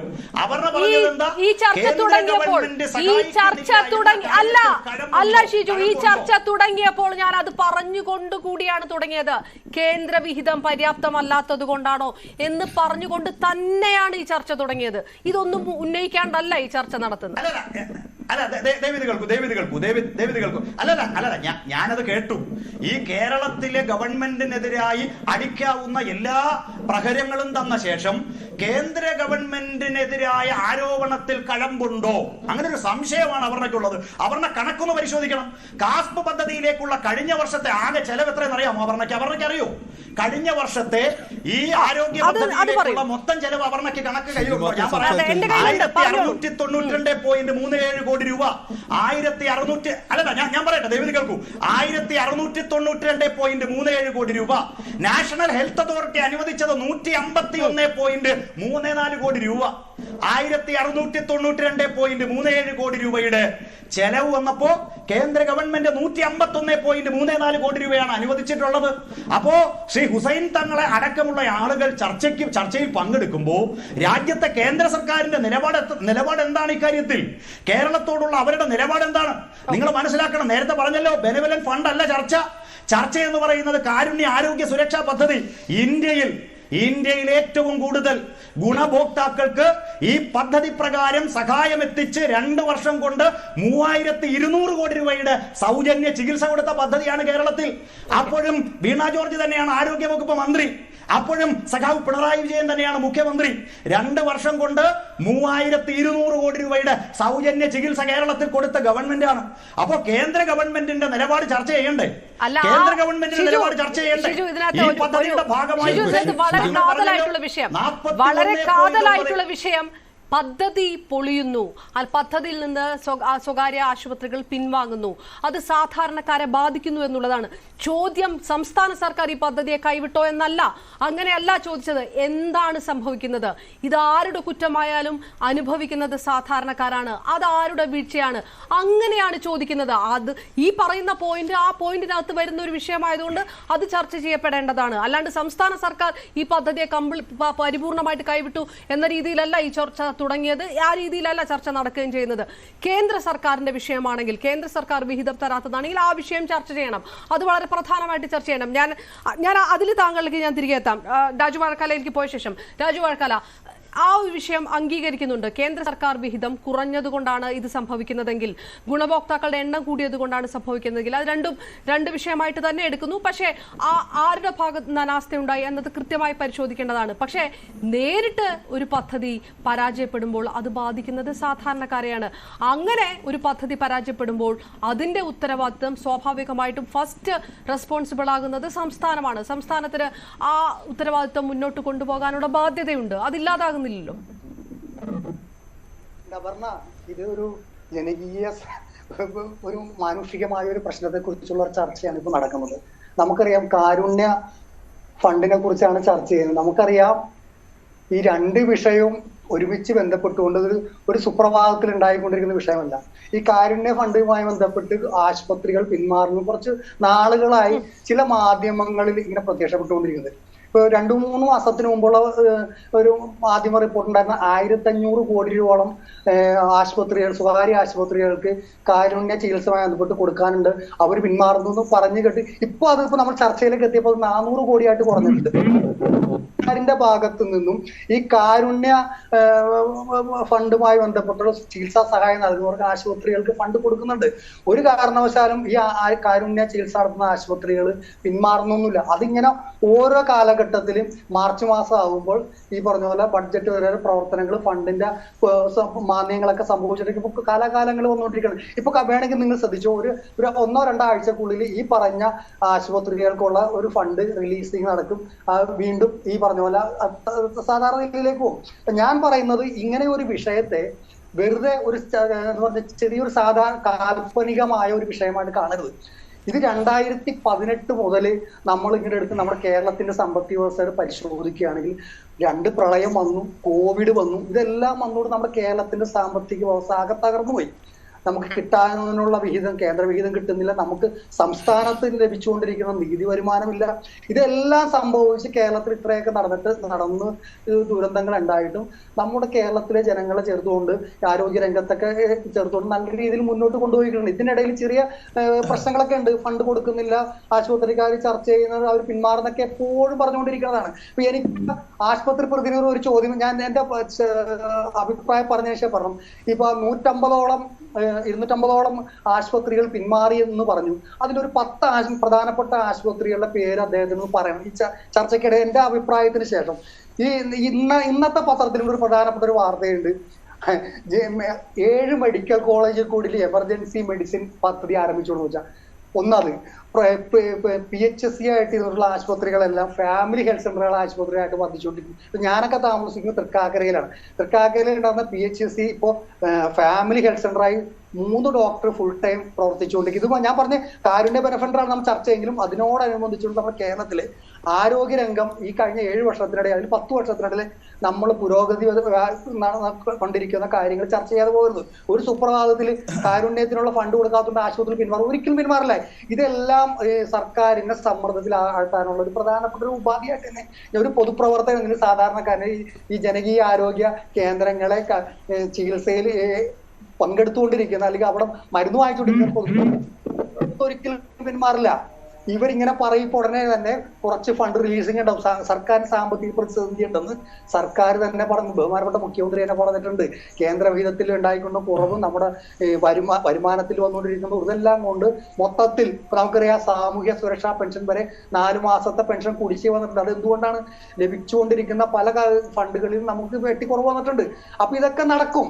പക്ഷെ അപ്പൊ ഇവരിപ്പോ ഇങ്ങനെ ചർച്ച ഇങ്ങനെ ഒരു വിഷയം കുറഞ്ഞ ഒരാഴ്ചയായിട്ട് പ്രധാനപ്പെട്ട ഒരു പ്രമുഖ പത്രത്തിൽ കേരളത്തിലെ ആരോഗ്യ രംഗത്തെ ശരിക്കും മോശമായി ചിത്രീകരിച്ചുകൊണ്ട് പരമ്പര തുടങ്ങിക്കൊണ്ട് മരുന്നിന് പോലും മരുന്നില്ല, പാട്ട് എന്താ പറഞ്ഞത്, പഞ്ഞി പോലും എടുക്കാനില്ല. ഏത് ആശുപത്രിയിലാണ് അങ്ങനെ ഇല്ലാത്തത്? ഒരു ആശുപത്രി അങ്ങനത്തെ ഒരു സ്ഥിതിയിലേക്ക് ഇപ്പൊ ഞാൻ ചോദിക്കുന്നത്, സ്വകാര്യ ഹോസ്പിറ്റൽ ലോബിയുടെ സമ്മർദ്ദം മാത്രമാണ് ഈ രീതിയിലുള്ള വാർത്തകൾ പുറത്തു വരുന്നതിന് കാരണം. ആ രീതിയിലുള്ള ഒരു പ്രതിസന്ധി ഇല്ല, അതാണ് പറഞ്ഞു വരുന്നതിന്റെ രത്ന ചുരുക്കം അല്ലേ? ചർച്ചകൾ ഒരിക്കലും അംഗീകരിച്ചു കൊടുക്കാൻ കഴിയില്ല. ഇപ്പൊ ഞാൻ പറഞ്ഞു 2016 മുമ്പ് ഈ കാരുണ്യ ബെനിഫിഷ്യറി പദ്ധതിയിൽ എത്ര ഉപഭോക്താക്കളാണ് കേരളത്തിൽ ഉണ്ടായിരുന്നത്? ഇപ്പൊ 40 ലക്ഷത്തിലേറെ കഴിഞ്ഞിട്ടുണ്ട്. ഈ 2023 അവസാനം 400 കോടി തരാനില്ല വാദമുണ്ടോ? അല്ല, ഞാൻ പറഞ്ഞല്ലോ, ആരോഗ്യ രംഗത്ത് നിങ്ങൾ സ്വകാര്യ ആശുപത്രികൾക്ക് ഫണ്ട് കൊടുക്കാനുണ്ട്, ഇല്ല എന്നൊന്നും പറഞ്ഞില്ല. അത് ലഭിക്കും. ഇത് എപ്പോഴും ഇങ്ങനെ നിങ്ങൾ പിന്മാറുന്നു ഒരിക്കലും നിങ്ങൾ പിന്മാറില്ല. ഒരു ആശുപത്രി ഒരു കാരണവശാലും കേരളത്തിലെ ഇതിൽ നിന്ന് പിന്മാറുന്നില്ല. ഈ ആശുപത്രി കാരുണ്യ ബെനിഫിഷ്യറി ബന്ധപ്പെട്ട് ചികിത്സയെ കുറിച്ച് കാര്യങ്ങൾ നമ്മൾ അന്വേഷിച്ചാൽ സ്വകാര്യ ആശുപത്രി 10 ആശുപത്രികളുടെ പേരാണ് ചോദിച്ചത് അഡ്വക്കേറ്റ് ഹുസൈൻ കോയ തങ്ങൾ. 10 ആശുപത്രികൾ വേണ്ട, ഒരു 5 ഞാൻ വരാം. അപർണ, നിങ്ങളുടെ അറിവിലേക്ക് ഒരു കാര്യം കൂടി, നിങ്ങളുടെ അറിവിലേക്ക് ഒറ്റ കാര്യം കൂടി. യഥാർത്ഥത്തിൽ സ്റ്റേറ്റ് ഹെൽത്ത് അതോറിറ്റിയുമായുള്ള ചർച്ചയിൽ ഒരു ആശുപത്രിയും പിന്മാറുമെന്ന് പറഞ്ഞിട്ടില്ല. ഞാൻ ഔദ്യോഗികമായി ആധികാരികമായി അന്വേഷിച്ചതാണ്. സ്റ്റേറ്റ് ഹെൽത്ത് അതോറിറ്റിയുമായുള്ള ചർച്ചയിൽ ഒരു ആശുപത്രിയും പിന്മാറുമെന്ന് പറഞ്ഞിട്ടില്ല. കഴിഞ്ഞ മാസം ഉൾപ്പെടെ പ്രൈവറ്റ് ആശുപത്രികൾക്ക് പണം കൊടുത്തിട്ടുണ്ട്. കഴിഞ്ഞ മാസം ഉൾപ്പെടെ പണം കൊടുത്തിട്ടുണ്ട്. അത് ആധികാരികമായ അഭിപ്രായമാണ്, സർക്കാരിൽ നിന്ന് എടുത്ത ആധികാരികമായ അഭിപ്രായമാണ്. ഫണ്ട് കൊടുത്തിട്ടുണ്ട് പറഞ്ഞിട്ടുണ്ട് നാമമാത്രമായ ഫണ്ടാണ്, അത് പോരാ എന്നുള്ളത് കൊണ്ട് പിന്മാറുന്നു എന്നാണ് നേരത്തെ KPHയുടെ അല്ലേ? അല്ല, സ്റ്റേറ്റ് ഹെൽത്ത് അതോറിറ്റിയുമായുള്ള ചർച്ചയിൽ പറഞ്ഞിട്ടില്ല. അത് ഇവിടെ ചാനൽ ചർച്ചയിലേ ഉള്ളൂ. സ്റ്റേറ്റ് ഹെൽത്ത് അതോറിറ്റിയുമായുള്ള ചർച്ചയിൽ പറഞ്ഞിട്ടില്ല. ചാനൽ ചർച്ചയിലല്ല. ഞങ്ങൾ എത്രയോ ലെറ്ററുകൾ ആരോഗ്യ വകുപ്പ് മന്ത്രിക്കും അതേപോലെ സ്റ്റേറ്റ് ഹെൽത്ത് അതോറിറ്റിയുമായുള്ള ചർച്ചയിൽ പറഞ്ഞിട്ടില്ല. അല്ല, advocate Hussain Koya Thangal state health അതോറിറ്റിയുമായുള്ള ചർച്ചയിൽ പറഞ്ഞിട്ടില്ല. ഡയറക്ടർക്കും ഞങ്ങൾ ലെറ്റർ കൊടുത്തതാ. ഞങ്ങൾ ലെറ്റർ കൊടുത്തതിന് ശേഷം അതിൽ നിന്ന് ഒരു പ്രതികരണവും ഇല്ലാതെ വന്ന സമയത്ത് ഒക്ടോബർ 1 മുതൽ ഈ പദ്ധതിയിൽ നിന്ന് വിട്ടുനിൽക്കാൻ ഞങ്ങൾ തീരുമാനിച്ചു. ഒക്ടോബർ 1 വിട്ടുനിൽക്കാൻ തീരുമാനിച്ച സാഹചര്യത്തിൽ സ്റ്റേറ്റ് ഹെൽത്ത് ഏജൻസി ഞങ്ങളുടെ ചർച്ചയ്ക്ക് വിളിച്ചു. ഞാൻ ആ ചർച്ചയിൽ പങ്കെടുത്താണ്. സ്റ്റേറ്റ് ഹെൽത്ത് ഏജൻസിയുടെ ഡയറക്ടറുമായിട്ട് ഞങ്ങൾ ചർച്ച നടത്തിയപ്പോൾ ഒക്ടോബർ 1 മുതലുള്ള പിന്മാറും എന്നുള്ള പറഞ്ഞതിൽ നിന്ന് അത് പിൻവലിക്കാൻ ഞങ്ങളോട് ആവശ്യപ്പെടുകയും 2 മാസത്തിനുള്ളിൽ കുടിശ്ശിക മുഴുവൻ തന്നു തീർക്കാമെന്നും 104 കോടി രൂപ അപ്പോൾ അനുവദിച്ചു എന്ന് പറഞ്ഞിട്ട് അതിന്റെ ഓർഡർ ഞങ്ങൾക്ക് കാണിച്ചു തന്നു. അങ്ങനെ 2 മാസം വെയിറ്റ് ചെയ്യാൻ ഞങ്ങളോട് പറഞ്ഞപ്പോൾ ഞങ്ങൾ 2 മാസം വെയിറ്റ് ചെയ്തു.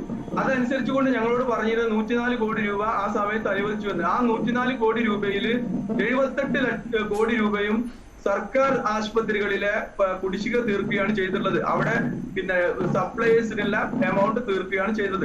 ബാക്കി മാത്രമാണ് ഞങ്ങൾക്ക് പണം നൽകിയത്.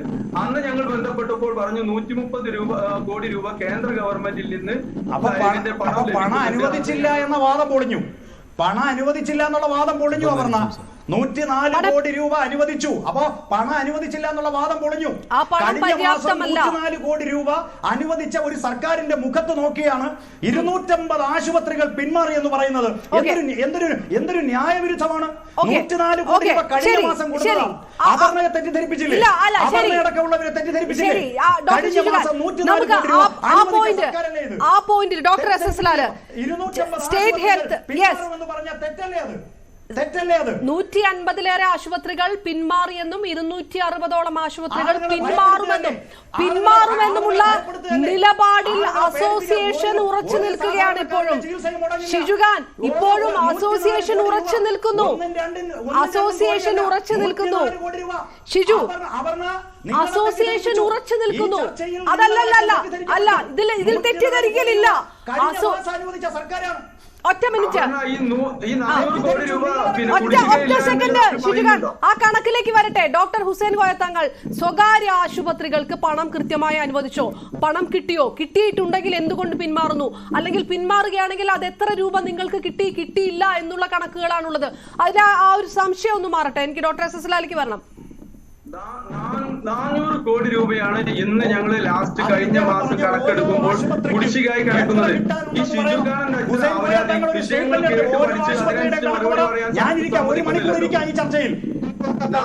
കോടി രൂപ ഞങ്ങൾക്ക് കുടിശ്ശികയായി കിടക്കുന്നുണ്ട്. 350 കോടി രൂപ നിന്ന സമയത്താണ് 104 കോടി രൂപ അനുവദിച്ചു എന്ന് പറഞ്ഞു. ഈ 104 കോടി രൂപയിൽ സ്വകാര്യ ആശുപത്രികൾക്കല്ല അത് അനുവദിച്ചത്. സർക്കാർ ആശുപത്രികളിലെ കടം തീർക്കാനാണ് അവരത് ഉപയോഗിച്ചത്. അതിൽ വളരെ തുച്ഛമായ എമൗണ്ട് മാത്രമേ ഞങ്ങൾ ലഭിച്ചതുള്ളൂ. 2 മാസത്തിനുള്ളിൽ കുടിശ്ശിക തീർക്കാം എന്ന് പറഞ്ഞു. ആ 4 മാസമായിട്ടും കുടിശ്ശിക തീർക്കാൻ കഴിഞ്ഞില്ല. ആ ഒരു സാഹചര്യത്തിലാണ് ഞങ്ങൾ യോഗം ചേർന്ന് ഇതിൽ നിന്ന് പിന്മാറുന്നതിനെ കുറിച്ച് ആലോചിച്ചത്. അത് വളരെ ക്ലിയർ ആണ്. 400 കോടി രൂപ ഇപ്പോൾ പറഞ്ഞല്ലേ ഉള്ളൂ. നവംബർ ഡിസംബർ അപർണ ഒക്ടോബറിൽ ചർച്ച നടന്നു. നവംബർ ഡിസംബർ 2 മാസം കഴിഞ്ഞു.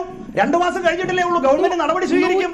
ഇപ്പോ ധനവകുപ്പ് അടക്കം പരിശോധിച്ച് അതിന്റെ സ്വീകരിക്കും എന്നുള്ളത് വളരെ പോസിറ്റീവ് ആയിട്ടുള്ള കാര്യമാണ്. നമുക്കത് എടുക്കാം, അത് കണക്കിലെടുക്കാം ഡോക്ടർ ഷിജു.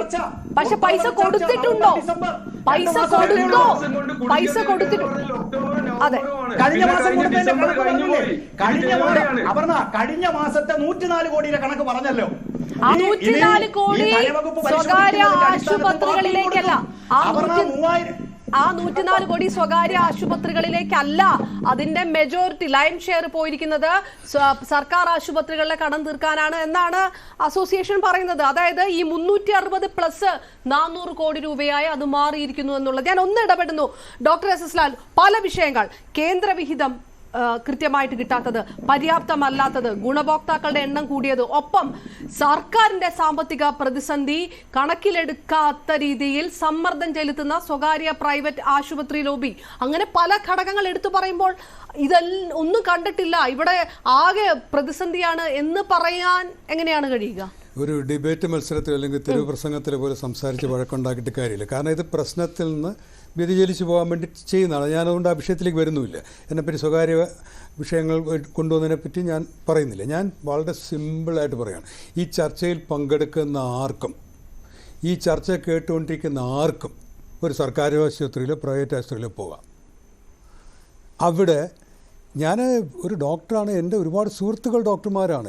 ഞാൻ സ്വകാര്യ ആശുപത്രി ഡോക്ടർമാരുമായിട്ടും സ്റ്റാഫുമായിട്ടും മെഡിക്കൽ കോളേജ് സർക്കാർ ആശുപത്രികൾ എല്ലാവരുമായിട്ട് സഹകരിക്കുന്നത്. ഇത് ആശുപത്രികൾ വലിയ പരിതാപകരമായ അവസ്ഥയിലാണ്. ആശുപത്രി ടെലിവിഷൻകാർ ചെല്ലുമ്പോൾ രോഗികൾ രാഷ്ട്രീയക്കാരാണ്, അവർ നിങ്ങളോട് അഭിപ്രായം പറയാൻ. അവരാരുടെ അനുഭവം പറയുന്നത് 200-300 രൂപ ഓട്ടോറിക്ഷ കൂലി കൊടുത്ത് ആശുപത്രിയിലെത്തുമ്പോൾ ആശുപത്രിയിലൊന്നുമില്ല, അവർ തിരിച്ചു പോവുകയാണ്. അവരുടെ ദുരിതത്തിൻ്റെ ഇടയിൽ കൂടുതൽ ദുരിതം ഉണ്ടാകുകയാണ്. അപ്പോൾ അത് സർക്കാർ സൃഷ്ടിച്ചാണെന്ന് ഞാൻ പറയുന്നില്ല. പക്ഷേ സർക്കാർ ഇത് നേരത്തെ കാണാനുള്ള ആസൂത്രണം വേണം, അത് നടത്തിക്കാനുള്ള സംവിധാനവും വേണം. ഇപ്പോൾ ഈ കണക്കുകൾ വേളം വെച്ച് കഴിഞ്ഞാൽ കണക്ക് മാറും. 100 കോടിയുടെ കാര്യം പറഞ്ഞ് അദ്ദേഹം പറയുന്നില്ല പ്രൈവറ്റ് ആശുപത്രികൾക്കല്ല കിട്ടിയതെന്ന്. സ്വകാര്യ ആശുപത്രി മാനേജ്മെൻറ്റ് അസോസിയേഷൻകാരും പറയുമ്പോൾ അതിനപ്പുറത്തോട്ടൊരു കണക്കെന്താ വേണ്ടത്? ഞാൻ വ്യക്തിപരമായിട്ട് ഡോക്ടർ എന്ന നിലയ്ക്കും രോഗികളായിട്ട് ബന്ധപ്പെടുന്ന നിലയ്ക്ക് എനിക്കറിയാൻ പ്രശ്നമുണ്ടെന്നുള്ളത്. നമ്മളിവിടെ വേളം വെച്ച് ഈ ചാനൽ വേളം വെച്ച് കഴിഞ്ഞാൽ പ്രശ്നം തരും കേരളത്തിൽ. സെപ്റ്റംബറിൽ ആരോഗ്യമന്ത്രി അസംബ്ലി പറഞ്ഞിട്ടുണ്ട് 1000 കോടി കടമുണ്ടെന്ന്. അത് യാഥാർത്ഥ്യമാണ്. CAG റിപ്പോർട്ടുണ്ട് ഓഗസ്റ്റിൽ. അവർ പറഞ്ഞ് ഈ കടമുള്ളത് ഇന്ത്യയിലാകെ, ഷിജു ഖാനൊക്കെ വായിച്ചു നോക്കണം, ഇന്ത്യയിൽ ആകെ കടം ഇത് തീർക്കാനുള്ളത് മൊത്തം 6000 കോടിയാണ്. അതിനകത്ത് 1000 കോടി കേരളത്തിലാണ്. അവിടെ കേരളം നമ്പർ 1 ആണ്. ഇത്ര യാഥാർത്ഥ്യങ്ങൾ മറച്ചു വെച്ചുകൊണ്ട് നമ്മൾ സംസാരിച്ച് ഇവിടെ രണ്ട് വിഷയങ്ങൾ എനിക്കൊന്ന് ക്ലാരിഫൈ. ഹെൽത്ത് അതോറിറ്റി കൃത്യമായിട്ട് ഇത് ഇൻഫോം ചെയ്തിട്ടില്ല എന്ന് പറയുന്നു. ഇതിലൊരു ബാർഗൈനിങ് നടക്കുകയാണോ? ഈ പലപ്പോഴും ആരോഗ്യ രംഗത്തെ സമരമൊക്കെ നടക്കുന്ന ചില പശ്ചാത്തലങ്ങൾ സാധാരണ ജനങ്ങൾ മനസ്സിലാക്കുന്നതാണ്. ആ രീതിയിലുള്ള ഒരു സമ്മർദ്ദം ചെലുത്തൽ ഇതിനകത്ത് സ്വകാര്യ പ്രൈവറ്റ് ഹോസ്പിറ്റൽ മാനേജ്മെന്റിന്റെയോ നടക്കുന്നുണ്ട്? അത് സർക്കാർ അന്വേഷിക്കണം. ഞാൻ പറയുന്നത് ഇപ്പോൾ സ്വകാര്യ ആശുപത്രിയിൽ കേരളത്തിൽ ഒരു സ്വകാര്യ ആശുപത്രി, ഞാൻ തുടക്കത്തിലേ പറഞ്ഞു, സ്വകാര്യ ആശുപത്രിയിലെ മന്ത്രിമാർ ഉൾപ്പെടെ പോകണം. അപ്പോൾ സ്വകാര്യ ആശുപത്രി എന്നൊരു യാഥാർത്ഥ്യമാണ്. അത് ശരിയോ തെറ്റെന്നുള്ള ചർച്ചയ്ക്ക് ഇവിടെ സാധ്യതയില്ല. ആളുകൾ പാവപ്പെട്ടവരുൾപ്പെടെ പോകുന്നത് ചെറിയൊരു ആശുപത്രികളിലും വലിയൊരു ആശുപത്രികളിലാണ്. സകലതും വിറ്റും സ്വർണ്ണ പണയം വെച്ചിട്ടും ആ പ്രൈവറ്റ് ആശുപത്രി കിടക്കുന്നത് എനിക്കറിയാം. ഇപ്പോൾ ടെലിവിഷൻ ചർച്ച കേൾക്കുന്നവരിൽ പലരും കാണും. അത് എനിക്കറിയുന്നതുകൊണ്ടാണ് പറയുന്നത്. അപ്പോൾ മനുഷ്യന് ആരോഗ്യം പ്രധാനമാണ്. കേരളത്തിൽ ഒരു കുടുംബത്തിൽ 2-3 പേരേ ഉള്ളൂ, കുട്ടികൾ 1-2 ഉള്ളൂ. എല്ലാവരും ആരോഗ്യം പ്രധാനമാണ്. അപ്പോൾ ജനങ്ങൾ എന്ത് വിറ്റും കടം വാങ്ങിച്ചും ആശുപത്രി പോകും, അതൊരു യാഥാർത്ഥ്യമാണ്. സ്വകാര്യ ആശുപത്രികൾ സമ്മർദ്ദം ഉണ്ടെന്നുള്ളത് അവർക്ക് സമ്മർദ്ദം ഉണ്ടെങ്കിൽ അത് വേറെ സർക്കാർ അന്വേഷിക്കേണ്ടതാണ്. ഞാൻ പറയുന്നത് എനിക്ക് സ്വകാര്യ ആശുപത്രികളിലും സർക്കാർ ആശുപത്രികളിലും വർക്ക് ചെയ്യുന്ന ഡോക്ടർമാരെ അറിയാം. ആശുപത്രികളിൽ പ്രശ്നമുണ്ട്, ചികിത്സയ്ക്ക് മരുന്നുകളില്ലാത്ത അവസ്ഥയുണ്ട്. CAG റിപ്പോർട്ട് വന്നതുപോലെ 1000 കോടി കടം കൊടുക്കാനുണ്ട്. അത് മന്ത്രി അസംബ്ലിയിൽ സമ്മതിച്ചിരിക്കുകയാണ്. ഇതൊരു യാഥാർത്ഥ്യമാണ്. ഇത് നമ്മൾ സർക്കാരുകൾക്ക് പ്രശ്നം. കേന്ദ്രത്തിൻ്റെ ജനം എന്ത് ചെയ്യും? ജനത്തിന് കേന്ദ്ര സർക്കാരെന്നോ സംസ്ഥാന സർക്കാരെന്നുണ്ടോ? അസുഖം വരുമ്പോൾ കേന്ദ്രത്തിൻ്റെ ഗുളിയാണോ സംസ്ഥാനത്തെ ഗുളിയാണെന്നുണ്ടോ? സംസ്ഥാനം എന്തിനാണ്? സംസ്ഥാനത്തെ കാര്യം നടക്കാനായിട്ട് അല്ലെ കേന്ദ്രം നടത്തിയാൽ പോരെ, ഗവർണർ ഭരണം പോരെ? ഇപ്പോൾ കേന്ദ്ര സംസ്ഥാനമായിട്ട് പ്രശ്നമുണ്ട്, അത് പരിഹരിച്ചിട്ട് ജനങ്ങളുടെ പ്രശ്നം പരിഹരിക്കണം. പക്ഷേ അസുഖമായിട്ട് വരുന്നവരെ എഴുതി കാണിക്കാൻ പറ്റുമോ? നമുക്കത് സമ്മതിക്കാം. അപ്പോഴും ഈ കേന്ദ്ര സർക്കാർ അനുവദിക്കുന്ന തുക, സംസ്ഥാന സർക്കാർ നീക്കി വെക്കുന്ന തുക, ഈ 1192 കോടിയുടെ അടുത്ത് സംസ്ഥാന സർക്കാർ നീക്കി വെക്കുമ്പോൾ 100 ചില്ലുവാനുമാണ് കേന്ദ്ര വിഹിതം എന്നുള്ളൊരു കണക്കാണല്ലോ ഉയർത്തുന്നത്. അതിലൊരു വസ്തുതയില്ലേ? അല്ല, അതിനകത്തും കേന്ദ്ര ഗവൺമെൻറ് സംസ്ഥാന ഗവൺമെൻറ്റും കൂടെ എഗ്രിമെൻ്റ് പുറത്ത് ഒരുപാട് കാര്യങ്ങളുണ്ട്. എന്നാൽ ഈ ഗവൺമെൻറ് പറഞ്ഞ ഈ കേന്ദ്ര സർക്കാർ പറഞ്ഞനുസരിച്ചാണ് ഇതുണ്ടാക്കിയത്. പുതിയ സ്റ്റേറ്റ് ഹെൽത്ത് ഏജൻസി ഉണ്ട്. അതെന്തിനാണ് ഉണ്ടാക്കിയത്? അപ്പോൾ ഇത് കേന്ദ്ര ഗവൺമെൻറ് പറയുന്ന കാര്യങ്ങൾ കേൾക്കുകയും കേന്ദ്ര ഗവൺമെൻറ്റിന് പൈസ ഇല്ലെങ്കിൽ തന്നില്ലെങ്കിൽ ചോദിച്ച് വാങ്ങിക്കണം. ഞാൻ ചോദിക്കുന്നത് സർക്കാർ ആശുപത്രിയിലെ പ്രൈവറ്റ് ആശുപത്രി വരുന്നവരോട് കേന്ദ്ര ഗവൺമെൻറ് പൈസ തന്നിട്ടില്ല, അതുകൊണ്ട് ഉളിയില്ലെന്ന് പറയാൻ പറ്റുമോ? ആ യാഥാർത്ഥ്യം നമുക്ക് സംസാരിക്കണം. ഇവിടെ ഒച്ച വെച്ചിട്ട് കാര്യമില്ല. യഥാർത്ഥത്തിൽ ജനങ്ങൾക്ക് ചികിത്സ മുടങ്ങുന്നുണ്ട്. അത് സംശയമുള്ളൊരു ഷിജു ഖാൻ ആണെങ്കിൽ ആരായാലും വെറുതെ ആശുപത്രിയുടെ മുന്നിൽ പോകും, ഡോക്ടർമാരോട് ചോദിക്കൂ, ഫോൺ നമ്പർ വേണമെങ്കിൽ ഞാൻ തരാം, അറിയില്ലെങ്കിൽ രോഗികളോട് ചോദിക്കും. നിങ്ങൾ ആശുപത്രിയുടെ മുന്നിൽ പോയി നിൽക്കൂ. കേരളത്തിലെ മുഴുവൻ സർക്കാർ ആശുപത്രിയും സ്വകാര്യ ആശുപത്രിയിൽ പ്രശ്നമുണ്ട്. അതിന് പ്രശ്നമുണ്ടെന്ന് അതിൻ്റെ ആശുപത്രിയുടെ പ്രസിഡന്റ് പറയുമ്പോൾ അദ്ദേഹത്തെ ഭീഷണിപ്പെടുത്തി കഴിഞ്ഞാൽ പ്രശ്നം തീരാൻ പറ്റുമോ?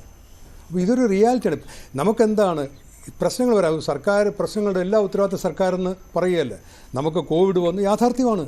കോവിഡ് വന്നു കഴിഞ്ഞപ്പോഴത്തെ ആൾക്കാർ കൂടുതൽ ആശുപത്രി വരുന്നുണ്ട്. അവിടെയാണ് പ്ലാനിങ് തെറ്റിപ്പോയത്. ഇനി പ്രശ്നം ഉണ്ടെങ്കിൽ മനുഷ്യരല്ലേ, അസുഖമല്ലേ, അവനെവിടെ പോവും? അപ്പോൾ അതിന് പ്രയോറിറ്റി കൊടുക്കും. ഇവിടെ ജാഥ നടത്താനും മന്ത്രിസഭ ബസ്സിൽ ഇറക്കാനും നമുക്ക് പൈസയില്ലേ? അതെന്തോ ചെയ്തില്ല എന്നുള്ളത്. പക്ഷേ അതിന് പൈസ ഉണ്ടാകുന്നില്ലേ? അപ്പോൾ പൈസ വേണമെന്ന് ആവശ്യമുള്ളിടത്ത് അല്ലെങ്കിൽ പൈസ മുടക്കാൻ ആവശ്യമുള്ളിടത്ത് രാഷ്ട്രീയ ആവശ്യങ്ങളാണ് സർക്കാർ ഞാൻ താങ്കളിലേക്ക് തിരികെ എത്താം. എനിക്ക് ഷിജുഖാനിലേക്ക്. ഷിജു, വിഷയം സാധാരണക്കാരുടേതാണ്. അത് കേന്ദ്രമാണെങ്കിലും അത് സംസ്ഥാനമാണെങ്കിലും അത് ആരുടെ ഭാഗത്ത് നിന്ന് വീഴ്ചയുണ്ടായാലും ഫസ്റ്റ് റെസ്പോൺസിബിൾ ആകുന്ന സംസ്ഥാനമാണ്. അതിൽ യാതൊരു തർക്കവുമില്ല. ഈ ഒരു വിഷയം വരുമ്പോൾ അത് നേരിട്ട് ഡീൽ ചെയ്യുന്ന സംസ്ഥാന സർക്കാരാണ്. പ്രശ്നമുണ്ടെങ്കിൽ അത് അഡ്രസ്സ് ചെയ്യേണ്ട സംസ്ഥാന സർക്കാരാണ്. പണമില്ലെങ്കിൽ അത് ചോദിച്ചു വാങ്ങിക്കേണ്ട ഉത്തരവാദിത്തം സംസ്ഥാന സർക്കാരിനാണ് എന്ന് ഡോക്ടർ SS ലാൽ പറഞ്ഞു നിർത്തുന്നുണ്ട്. മറുപടി. യഥാർത്ഥത്തിൽ എനിക്ക് തോന്നുന്നത് ശ്രീ ഡോക്ടർ ലാൽ കഴിഞ്ഞ മിനിമം ഒരു വർഷമെങ്കിലും കേരളത്തിലെ സർക്കാർ ആശുപത്രികളിൽ പോയിട്ടില്ലെന്നാണ് എൻ്റെ ഒരു തോന്നൽ. തിരുവനന്തപുരം മെഡിക്കൽ കോളേജിലും ജനറൽ ആശുപത്രിയിലും എറണാകുളത്തെ ജനറൽ ആശുപത്രിയിലും കേരളത്തിലെ ആരോഗ്യ സ്ഥാപനങ്ങളിലും ആശുപത്രികളിലും ഒന്നും ഈ ഡോക്ടർ ലാൽ പോയതായി എനിക്ക് തോന്നുന്നില്ല.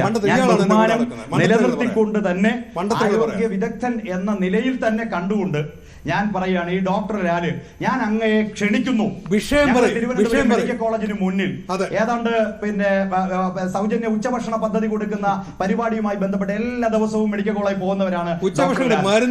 തിരുവനന്തപുരത്ത് ആശുപത്രികളൊന്നും കാണാതെയോ അല്ലെങ്കിൽ കണ്ടുകൊണ്ട് അല്ലല്ല, ഈ മരുന്നിനെ കുറിച്ച് മനോരമ വാർത്തയാണോ നിങ്ങൾ വിശ്വസിക്കുന്നത്? കിട്ടിയിട്ടില്ല എന്ന് പറഞ്ഞ് മനോരമയുടെ വാർത്തയാണോ വിശ്വസിക്കുന്നത്? ഈ മനോരമയും മാതൃഭൂമിയും ചാനലുകളും മാത്രം പറയുന്നത് വിശ്വസിച്ചു ഡോക്ടർ ലാൽ ഒരു ആരോഗ്യ നിഗമനത്തിൽ എത്തരുത്. നിങ്ങളൊരു ആരോഗ്യ വിദഗ്ധനാണെങ്കിൽ തെറ്റാണ്. രണ്ടാമത്തെ കാര്യം, രാഷ്ട്രീയ നിലപാട്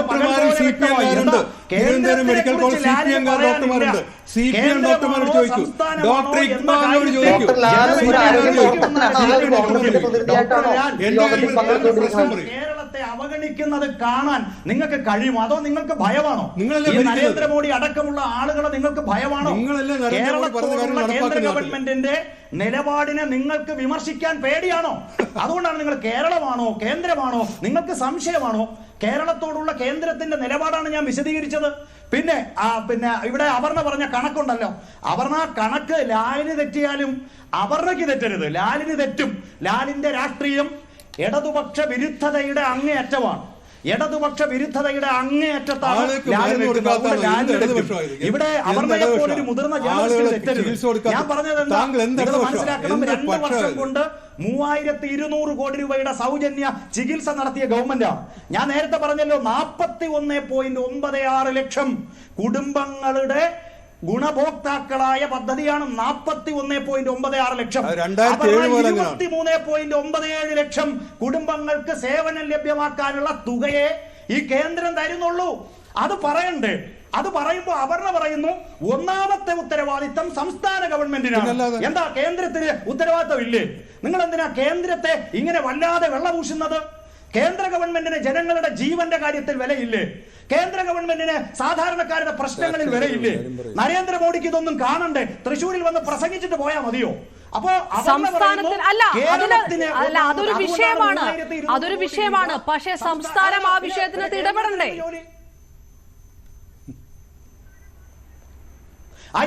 അല്ല അപർണ, ഇനി അതിനെ കുറിച്ച് വേണമെങ്കിൽ ചർച്ച ചെയ്യാം. പക്ഷേ 8 മണി മുതൽ 9 മണി വരെ കൈരളിയുടെ ചർച്ച ഉള്ളതുകൊണ്ട് മറ്റൊരു ദിവസം നമുക്ക് ചർച്ച ചെയ്യാം. 151.34 കോടി രൂപയെ കേന്ദ്രം തന്നിട്ടുള്ളൂ. 1692.37 1692.37 കോടി രൂപയുടെ മൊത്തം ചെലവിൽ 151.34 കോടി തന്ന കേന്ദ്രം കൊള്ളാം. സംസ്ഥാനം ഈ ഉത്തരവാദിത്തം എല്ലാം കൂടെ ഏറ്റെടുക്കണം. ഇത് എവിടത്തെ ന്യായം? കേന്ദ്ര ഗവൺമെന്റിന് ബാധ്യതയില്ലേ? അതുകൊണ്ട് ഞാൻ ഓർമ്മിപ്പിക്കുന്നു, ഒറ്റ കാര്യമേ ഉള്ളൂ, ഈ കാരുണ്യ പദ്ധതി ഇവിടെ അവസാനിപ്പിക്കില്ല. ആശുപത്രികൾ അതിൽ നിന്ന് പിന്മാറില്ല. സംസ്ഥാന ഗവൺമെന്റ് ഈ പദ്ധതിയുമായി മുന്നോട്ട് പോകും. പക്ഷെ കാശില്ലല്ലോ. കയ്യില് കാശില്ല എന്ന് പറഞ്ഞു കഴിഞ്ഞല്ലോ. കയ്യില് കാശില്ല എന്ന് വ്യക്തമാക്കിയ സാഹചര്യത്തിൽ എന്ത് ചെയ്യും? ആ പദ്ധതി എങ്ങനെ മുന്നോട്ട് പോകും? കൊടുത്തിരിക്കും പറഞ്ഞാൽ കൊടുത്തിരിക്കും. ഈ കേരളത്തിൽ പണമില്ല എന്ന കാരണം കൊണ്ട് കേരളത്തിന്റെ വികസനത്തെ മുടക്കാൻ കേന്ദ്രം ആഗ്രഹിക്കുമ്പോൾ ഞങ്ങൾ അതിന് നിന്നു കൊടുക്കില്ല. ഞങ്ങൾ നിന്നു കൊടുക്കില്ല. സാമൂഹ്യ സുരക്ഷാ പെൻഷൻ അട്ടിമറിക്കാൻ കേന്ദ്രം ശ്രമിച്ചല്ലോ, ഞങ്ങൾ സംരക്ഷിച്ചില്ലേ? ലൈഫ് പദ്ധതിയെ തകർക്കാൻ കേന്ദ്രം ശ്രമിച്ചല്ലോ, ഞങ്ങൾ സംരക്ഷിച്ചില്ലേ? ഈ കാരുണ്യ പദ്ധതിയെയും ഇവർ തകർക്കാൻ ശ്രമിച്ചാലും ഞങ്ങൾ മുന്നോട്ട് പോകുക പറഞ്ഞ. അതുകൊണ്ടാണ് രണ്ടാം വട്ടവും പിണറായി സർക്കാരിനെ ജനങ്ങൾ വോട്ട് ചെയ്ത് അനുകൂലമായി വിധി എഴുതിയത്. ഈ ഡോക്ടർ ലാൽ അടക്കമുള്ള കേരളത്തിലെ ജനകീയ ആരോഗ്യ നയത്തെ ഇടതുപക്ഷ ജനാധിപത്യ മുന്നണിയെ ജനം അംഗീകരിക്കുകയാണ്. കൊടുത്തുവിടുന്ന കുറിപ്പും എടുത്ത് ഇവിടെ വായിക്കുകയാണ്, KPCCയുടെ കുറിപ്പ് വായിക്കുകയാണ്. എങ്ങനെ ശരിയാവും ഇവിടെ? അതുകൊണ്ട് കൈരളിയിൽ പോയി പറയുമ്പോൾ 8 മണിക്ക് ശരിയാവും. 8 മണിക്ക് കൈരളിയിൽ ശരിയാവും, ഇവിടെ ശരിയാവില്ല. ഒരിക്കലും തള്ളി പറയുന്നില്ല. 8 മണിക്ക് കൈരളിയിൽ ശരിയാവും. അപ്പോൾ എനിക്ക് സംസാരിക്കാനുണ്ട്. അവരെ സഹകരിക്കണം. ഇക്കാര്യത്തിൽ ഏതെങ്കിലും ഒരു ആശുപത്രിയിൽ പെൻഡിംഗ് വന്നിട്ടുണ്ടെങ്കിൽ ഗവൺമെന്റ് ആരോഗ്യ മേഖല കേരളത്തിലെ ഏറ്റവും പ്രധാനപ്പെട്ട വകുപ്പാണ്. ആ വകുപ്പിനെ താറടിക്കാനും ആരോഗ്യമന്ത്രിയെ താറടിക്കാനും ഷിജു 8 മണിക്ക് കൈരളി ചർച്ച ഉണ്ടെന്ന് പറഞ്ഞു. അവിടെ ഇതൊക്കെ ഓടും, പക്ഷെ സാധാരണക്കാരുടെ ചർച്ചകളിൽ ഇത് ഓടില്ല. പിന്നെ ഒരു കാര്യം കൂടി സർക്കാർ മുന്നോട്ട് പോകുന്നു പറഞ്ഞല്ലോ. സർക്കാർ മുന്നോട്ട് പോകുന്നു പറഞ്ഞു. പക്ഷെ ആരോഗ്യവകുപ്പ് പുറകോട്ടാ പോകുന്നത്. സഫർ ചെയ്യുന്ന സർക്കാർ അതിന്റെ കാര്യമൊക്കെ വിട്. സർക്കാർ ജനങ്ങൾ ഞാൻ വരാം, നിങ്ങൾ ഒറ്റയ്ക്ക് പോയാൽ മതി. ഇന്നത്തെ ചർച്ച കണ്ട ആരെങ്കിലും ഉണ്ടെങ്കിൽ DYFI ഒക്കെ വിട്. ഇന്നത്തെ ചർച്ച കണ്ട ആരെങ്കിലും ഉണ്ടെങ്കിൽ താങ്കൾ വിടില്ല. ഇത് കൈരളി പറഞ്ഞാൽ മതി. സഹിക്കുമെന്ന് നിങ്ങൾ വിചാരിക്കുന്നുണ്ടോ? ഞങ്ങളൊക്കെ സർക്കാർ ആശുപത്രികളിൽ മരുന്ന് കൊടുക്കുക, പൊതിച്ചോറ് കൊടുത്താൽ പോരെ, മരുന്ന് കൊടുക്കുക. പൊതിച്ചോറിന്റെ കാര്യം പറയണ്ട, ഇവിടെ മരുന്ന് കൊടുക്കുക. ആശുപത്രിയിൽ ആള് ഓപ്പറേഷൻ ചെയ്യണം, സാധനങ്ങൾ കൊടുക്കും. അത് കൊടുത്തു, മരുന്ന് കൊടുക്കും. അതെ മരുന്ന് കൊടുത്തിട്ട് പൊതിച്ചോറ് കൊടുക്കാം. കേരളത്തിൽ ആശുപത്രി മരുന്നില്ല എന്ന് പറയുമ്പോ നാണമില്ലേ വന്നിട്ട് കേരളത്തിൽ ആശുപത്രി പൊതിച്ചോറാണ് കൊടുക്കുന്നത്. പൊതിച്ചോറ് കൊടുത്ത അസുഖം മാറും. ഈ തിരുവനന്തപുരം മെഡിക്കൽ കോളേജിൽ അതെ ആശുപത്രി മരുന്നില്ലാന്ന് പറഞ്ഞപ്പോ DYFI കൊടുക്കുന്ന പൊതിച്ചോറ കൊടുക്കുന്നത്. അതെ ആശുപത്രി മരുന്ന് കൊടുക്കുന്ന ആശുപത്രി മരുന്ന് കൊടുക്കാതെ ഇയാൾ വേളം വയ്ക്കുള്ളൂ. കാര്യം പറയില്ല. ഞങ്ങൾ മരുന്നും കൊടുക്കും, സർജറി ചെയ്തു കൊടുക്കും. സർജറി ചെയ്തു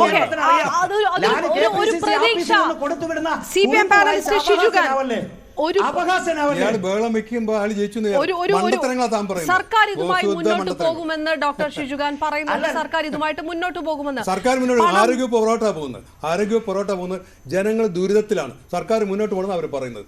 സർക്കാർ മുന്നോട്ട് പോകുന്ന പറയുന്നത് ആരോഗ്യ വകുപ്പ് പുറകോട്ടാണ്, ജനങ്ങൾ ദുരിതത്തിലാണ്. അത്രയും മനസ്സിലാക്കിയാൽ മതി. ഓക്കെ, ഏതായാലും കേന്ദ്ര സർക്കാർ വിഹിതം കുറയുമ്പോൾ കേന്ദ്ര സർക്കാരിനുണ്ടാകുന്ന ഉത്തരവാദിത്തം എന്തുകൊണ്ട് പരിശോധിക്കുന്നില്ല എന്നൊരു ചോദ്യമുണ്ട്. അതിലേക്ക് തിരികെ എത്താം വളരെ പെട്ടെന്ന് ഒരു ചെറിയ ഇടവേളയ്ക്ക് ശേഷം.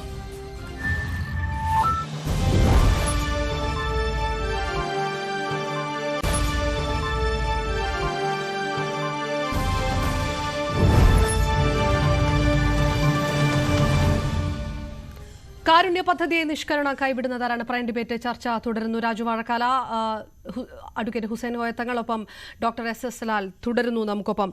അഡ്വക്കേറ്റ് ഹുസൈൻ കോയത്തങ്ങൾ, നമുക്ക് ഒരു ചെറിയൊരു ക്ലാരിഫിക്കേഷൻ ഉണ്ട്. നേരത്തെ ഷിജുഖാൻ പറഞ്ഞു നിർത്തിയിടത്ത് എന്നുള്ളതാണ് ഈ ഹോസ്പിറ്റലുകൾ ഇതിനകത്തുനിന്ന് പിൻവാങ്ങി എന്നുള്ളത് ഒഫീഷ്യലി ഡിക്ലെയർ ചെയ്യാത്ത കാര്യമാണോ? അതായത് ഇതൊരു രോഗി ആശുപത്രിയിൽ ചെല്ലുക, ആശുപത്രിയിൽ പോയി ചികിത്സ തേടുന്ന സമയത്ത് രോഗി തിരിച്ചറിയുക ഈ ആശുപത്രി ഈ ചികിത്സ ഈ പദ്ധതിയുടെ ഭാഗമല്ല, അല്ലെങ്കിൽ രോഗികളെ എടുക്കുന്നില്ല എന്ന് തിരിച്ചറിഞ്ഞുകൊണ്ട് രോഗിക്ക് മടങ്ങേണ്ടത് ഒരു സാഹചര്യത്തിലേക്ക് പോകുമോ? അതോ ഇത് ഒഫീഷ്യലി തന്നെ ഈ പദ്ധതിയിൽ നിന്ന് പിന്മാറ്റം ഉണ്ടായിട്ടുണ്ടോ? അത് സാധാരണ രോഗിക്ക് തിരിച്ചറിയാൻ കഴിയുമോ? നോക്കൂ, ഒഫീഷ്യലി നിങ്ങൾ ഉദ്ദേശിക്കുന്നത് അസോസിയേഷൻ ഡിക്ലെയർ ചെയ്തിട്ട് അല്ല ഇവര് പിന്മാറിയിട്ടുള്ളത്. ഞങ്ങളെ സംബന്ധിച്ചിടത്തോളം ഞങ്ങൾ എല്ലാ ആശുപത്രികളും ഇതിൽ നിന്ന് പിന്മാറാമെന്ന് പറയുന്ന സമയത്താണ് സർക്കാർ SHA ചർച്ച നടത്തിയിട്ട് ഞങ്ങൾക്ക് 2 മാസത്തിൽ കുടിശ്ശിക തരാം എന്ന് പറഞ്ഞ് ഞങ്ങൾ അതിൽ തുടർന്നത്. അതിപ്പോ 1 മാസം കഴിഞ്ഞു. ഇനി അതിൽ ക്യാഷ് ഒന്നും ലഭിച്ചിട്ടില്ല. പക്ഷെ ഈ പിന്മാറിയ 150 സ്ഥാപനങ്ങളും അവരുടെ എഗ്രിമെന്റിന്റെ കാലാവധി കഴിയുമ്പോൾ അത് റിന്യൂ ചെയ്യാതെ അവരതിന് പിന്മാറിപ്പോയി. അല്ലെങ്കിൽ ചില സ്ഥാപനങ്ങളിൽ വളരെ പ്രയാസപ്പെട്ട് പോകുമ്പോൾ അവിടെ സാലറി ഒന്നും കൊടുക്കാൻ കഴിയാതെ വരുന്ന സമയത്ത് അവിടെ സ്റ്റാഫിന്റെ നോട്ടീസ്, ലീഗൽ നോട്ടീസ് വരെ കിട്ടിയിട്ടുണ്ട്. സാലറി കിട്ടാതെ ലേബർ ഡിപ്പാർട്ട്മെന്റ് നോട്ടീസ് ഒക്കെ കൊടുത്തിട്ടുണ്ട്. അങ്ങനത്തെ സ്ഥാപനങ്ങൾ ഒരു മാസത്തെ നോട്ടീസ് കൊടുത്തതിന് പിന്മാറാം എന്ന് പറഞ്ഞ് അങ്ങനെയും പിന്മാറിയിട്ടുണ്ട്. ഏകദേശം ഇതിൽ 411 സ്ഥാപനങ്ങളാണ് ഉണ്ടായിരുന്നത്. അതില് സ്വമേധയാ പിന്മാറിയത്, അസോസിയേഷൻ ഡിക്ലെയർ ചെയ്ത് ഒരു കളക്റ്റീവ് ആയിട്ടല്ല, സ്വമേധയാ ഇൻഡിവിജ്വൽ ആയിട്ട് പിന്മാറിയ. അല്ല, ഞാൻ ചോദിക്കുന്നത് അത് ഈ രോഗികൾക്ക് തിരിച്ചറിയാൻ കഴിയുമോ? അതായത് ആരെല്ലാമാണ് അല്ല, ഞാൻ ചോദിക്കുന്നത് അല്ല, ആ ഒരു ക്ലാരിറ്റി വരുത്തണം. അഡ്വക്കേറ്റ് ഹുസൈൻ കോയ തങ്ങൾ, സാധാരണ രോഗികളെ സംബന്ധിച്ചിടത്തോളം ഞാനിപ്പോൾ ഒരു ആശുപത്രിയിൽ പോവുകയാണ്, ആ ആശുപത്രി പദ്ധതിയുടെ ഭാഗമാണോ ഇല്ലയോ എന്ന് ആശുപത്രിയിൽ എത്തുന്നതിന് മുമ്പ് എനിക്കറിയാനുള്ള ഒരു സംവിധാനമുണ്ടോ? അതോ ഞാൻ ആശുപത്രി ചെന്ന ശേഷമാണ് ഇവരിത് റിന്യൂ ചെയ്തിട്ടില്ല എന്ന് ഞാൻ തിരിച്ചറിയുക? വെബ്സൈറ്റിലുണ്ട്.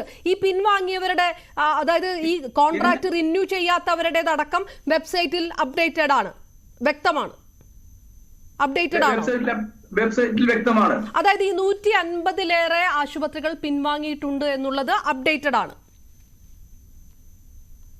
അതെ, വെബ്സൈറ്റിൽ ഇന്ന് ചികിത്സ ലഭിക്കുന്നതും ഇതിന്റെ മുൻപാനൽ ചെയ്തിട്ടുള്ള സ്ഥാപനങ്ങളുടെയും എല്ലാ വിവരങ്ങളും വെബ്സൈറ്റിൽ ലഭ്യമാണ്. ഓക്കെ, രാജു വാഴക്കാല, നേരത്തെ ഉന്നയിച്ച ഒരു സംശയമായിരുന്നല്ലോ, ഇതൊരു ഗിമ്മിക്ക് മാത്രമാണ്, ഇതൊരു സമ്മർദ്ദം മാത്രമാണ് എന്ന് പറയുന്നിടത്ത് അങ്ങനെയല്ല. ഈ കോൺട്രാക്ട് തന്നെ റിന്യൂ ചെയ്യാത്ത ഒരു വിഭാഗമുണ്ട് എന്ന് പറയുമ്പോൾ ഫലത്തിൽ അതിൽ ഒരു പിന്മാറ്റമാണ്, പിൻവാങ്ങലാണ്. ഇത്രയും പേർ ആ പദ്ധതിയുടെ ഭാഗമായിട്ട് കോൺട്രാക്ട് റിന്യൂ ചെയ്യാൻ ഉദ്ദേശിക്കുന്നില്ല. സ്വാഭാവികമായിട്ടും 150 ആശുപത്രികൾ കോൺട്രാക്ട് റിന്യൂ ചെയ്യുന്നില്ലെങ്കിൽ 150 ആശുപത്രികൾ ആ പദ്ധതിയുടെ ഭാഗമായി തുടരുന്നില്ല. ഇതറിയാത്ത രോഗികൾ അവിടെ ചെന്ന് കുടുങ്ങുന്നത് സ്വാഭാവികം. പക്ഷെ അത് അപ്ഡേറ്റഡ് ആണ്, അതായത് അത് ഒഫീഷ്യലി അതൊരു പിന്മാറ്റമാണ്. കോൺട്രാക്ട് റിന്യൂ ചെയ്യുന്നില്ല എന്നതിനർത്ഥം പിന്മാറ്റമാണ് എന്നുള്ളത് കോമൺ സെൻസിൽ നമുക്ക് ആലോചിക്കാവുന്നതാണ്. അപ്പോൾ അതൊരു ഗിമ്മിക്ക് മാത്രമല്ല എന്ന് വ്യക്തമല്ലേ? ഒന്ന് രണ്ട് കാര്യമുണ്ട് അപർണ, ക്ലാരിഫിക്കേഷൻ കിട്ടാനുള്ളത്. ഒന്ന്, നമ്മുടെ പാനലായിട്ട് ഡോക്ടർ SS ലാൽ എനിക്ക് തോന്നുന്നു തിരുവനന്തപുരത്ത് കോൺഗ്രസിന്റെ സ്ഥാനാർത്ഥിയായിട്ട് മത്സരിച്ച ആളാണെന്ന് എനിക്ക് തോന്നുന്നു. എനിക്ക് കറക്റ്റ് ആയിട്ട് അറിയില്ല. കോൺഗ്രസിന്റെ വക്താവ് കൂടിയായിട്ടാണ് ഇവിടെ ഇരിക്കുന്നത്. അതിന്റെ മുമ്പ് എനിക്കൊരു കാര്യം പറയാൻ, നിങ്ങളുടെ രാഷ്ട്രീയ ചർച്ചയാണ് ഇത് എങ്കിൽ ഞാൻ അതിൽ നിന്ന് പിന്മാറാൻ തയ്യാറാണ്. നിങ്ങളുടെ രാഷ്ട്രീയ ചർച്ച നടത്താം. ഞങ്ങളെ ഇതിനകത്ത് രാഷ്ട്രീയ ചർച്ച കൊണ്ടുവരാതിരിക്കാൻ പരമാവധി എന്ത് ചെയ്യാൻ കഴിയുന്നതാണല്ലോ നമ്മൾ നോക്കുന്നത്. അതുകൊണ്ടാണല്ലോ ഈ ക്ലാരിഫിക്കേഷൻ ഞാൻ ചോദിച്ചുകൊണ്ടിരിക്കുന്നത് അഡ്വക്കേറ്റ് ഹുസൈൻ കോയ തങ്ങൾ. അല്ല, ഇതിലിപ്പോ സ്ഥാനാർത്ഥി മത്സരിച്ചു, ആ സ്ഥാനാർത്ഥിയാണോ റെപ്രസെന്റേറ്റീവ് ആണോ എന്നൊക്കെ ചോദിക്കുമ്പോ ഞാൻ എന്തിനു ഇതിലിരിക്കണം? എന്നെ സംബന്ധിച്ചിടത്തോളം എല്ലാ രാഷ്ട്രീയക്കാരും ഒരേപോലെയാണ്. അല്ല, നമ്മൾ ആ വിഷയമല്ല. രാജു വാഴക്കാൽ പറയട്ടെ. ഞാനത് വിട്ടു. ഞാൻ പറയട്ടെ പറഞ്ഞ ഞാൻ പറഞ്ഞത്, ഞാൻ എറണാകുളം ജില്ലയിൽ തൃക്കാക്കരയിൽ താമസിക്കുന്ന ഒരാളാണ്. എന്റെ മുനിസിപ്പാലിറ്റിയിലുള്ള ആശുപത്രികളിൽ ഞാൻ ചോദിച്ചു എത്ര 10 ആശുപത്രികൾ പിന്മാറി.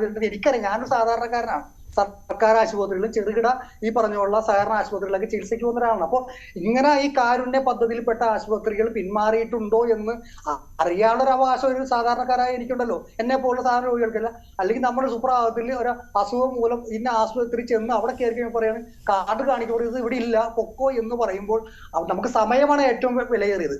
ഒരു രോഗിയുടെ സമയം നഷ്ടപ്പെടുമ്പോൾ അവരുടെ ജീവൻ നഷ്ടപ്പെടും. അപ്പൊ നിങ്ങൾ ഒഫീഷ്യലി ആയിട്ട് ഡിക്ലെയർ ചെയ്ത് സൈറ്റിൽ ഇട്ടുക എന്നൊക്കെ പറഞ്ഞാൽ അതൊരു പ്രായോഗികമായിട്ട് ശരിയല്ല. സാധാരണക്കാര ജനങ്ങൾക്ക് 150 ഹോസ്പിറ്റലിൽ കേരളത്തിൽ പിന്മാറുന്ന പറയുമ്പോൾ ഒരു 1/3 ഭാഗം പിന്മാറിയതായിട്ട് തന്നെ കണക്കൂട്ടുന്നത്. ഞാൻ കുറെ ഗിമ്മിക്കായിട്ട് സാധാരണക്കാരെന്ന് പോലെ പറയുന്നത് ഗിമ്മിക്ക് തന്നെയാണ്. ഇനിയിപ്പോ ഒരു മാസം കഴിയുമ്പോൾ ഇതേ ആശുപത്രി മാനേജ്മെന്റ് ആവുമ്പോൾ ഞങ്ങൾക്ക് കുറച്ച് പൈസ കിട്ടി, ഒരു ആശുപത്രി പോലും ഈ പദ്ധതിയിൽ നിന്ന് പിന്മാറാൻ അവർക്ക് കഴിയില്ല. എനിക്കും വന്നു രാജു വാഴക്കാല, ആ ഒരു സംശയം എനിക്കും വന്നു. അതുകൊണ്ടാണ് നമ്മൾ ക്ലാരിഫൈ ചെയ്യുന്നത്. ആ ഒരു സംശയം സാധാരണ രോഗികൾക്കും തോന്നും. പക്ഷേ ഈ കോൺട്രാക്ട് ഈ കരാറ് റിന്യൂ ചെയ്തിട്ടില്ല, പുതുക്കിയിട്ടില്ല ചില ആശുപത്രികൾ എന്നുള്ള കാര്യം അസോസിയേഷൻ വ്യക്തമാക്കുന്നുണ്ടല്ലോ. അപ്പോൾ ആ 150ന്റെ കുറവ് അവിടെ സ്വാഭാവികമായും വന്നിട്ടുണ്ടാവില്ലേ? വന്നിട്ടുണ്ടാവും. പക്ഷെ ഇവിടെ അങ്ങനെ ഒരു കുറവ് കാണുന്നില്ല. ഞാൻ എറണാകുളം ജില്ലയിൽ താമസിക്കുന്ന ഒരാളാണ്. ഞങ്ങളുടെ തൃക്കാക്കരയിൽ അങ്ങനെ ഒരു കുറവാണ്.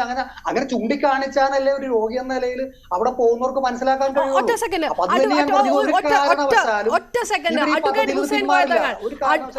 അഡ്വക്കേറ്റ് ഹുസൈൻ കോയത്തങ്ങൾ എറണാകുളം ജില്ലയിലെ ആശുപത്രികൾ അതിനകത്ത് ഉൾപ്പെടുന്നില്ലേ? അങ്ങനെ തന്റെ അന്വേഷണത്തിൽ അങ്ങനെ ഒരു കുറവ് വന്നിട്ടില്ല എന്ന് രാജു വാഴക്കാല പറയുമ്പോൾ അസോസിയേഷൻ പറയുന്നത് ഹുസൈൻ കോയത്തങ്ങൾ എറണാകുളത്തെ ആശുപത്രികൾ അതിലില്ലേ? എറണാകുളത്തെ ആശുപത്രികൾ അതിലില്ലേ? എന്നെ സംബന്ധിച്ചിടത്തോളം ഇവിടെ പിന്നെ പ്രൈവറ്റ് ഹോസ്പിറ്റലുകളുടെ പേര് പറഞ്ഞ് അത് അവിടെ ഡിക്ലെയർ ചെയ്യേണ്ട ആവശ്യമൊന്നും എനിക്കില്ല. ശരി, പേര് പറയണ്ട. ഇനി പേര് പറയുന്നത് താങ്കൾക്ക് ഒരു ബുദ്ധിമുട്ട് വരികയാണെങ്കിൽ പേര് പറയണ്ട. എറണാകുളം നമ്മൾ സാധാരണക്കാരായ ജനങ്ങൾക്ക് ഇത് അറിയണ്ട. എന്ത് കാര്യം നമുക്ക് അറിയണ്ട. മരുന്നില്ല എന്നൊക്കെ പറഞ്ഞ് ഞാൻ പറഞ്ഞല്ലോ, സർക്കാരാണ് സംവിധാനം ഒരു ആശുപത്രി കേട്ടില്ല, ആരോഗ്യ പ്രവർത്തകരാരും അങ്ങനെ പറഞ്ഞു കേട്ടിട്ടില്ല. അങ്ങനെ ഉണ്ടെങ്കിൽ അത് ഉത്തരവാദിത്തപ്പെട്ട നിങ്ങളെ സ്ഥാനത്തിരിക്കുന്ന ഒരു ബോധ്യപ്പെടുത്തേണ്ട കടമയുണ്ട്. കേരളത്തിലെ 3.5 കോടി അങ്ങനെ ഒരു വിഷയം രാജു വാഴക്കാല അത് ആ പോയിന്റ് മനസ്സിലായി. അല്ല, ആ പോയിന്റ് മനസ്സിലായി പറയാനുള്ള ബാധ്യത നിങ്ങൾക്കുണ്ട്. ആ പോയിന്റ് മനസ്സിലായി. അഡ്വക്കേറ്റ് ഹുസൈൻ കോയത്തങ്ങൾ, ഈ വിഷയം ജനങ്ങളെ അറിയിക്കണ്ടേ? ഇത്രയും ആശുപത്രികൾ മാറി നിൽക്കുന്നത് ജനങ്ങളെ നേരിട്ട് ബാധിക്കുന്ന കാര്യമാണ്.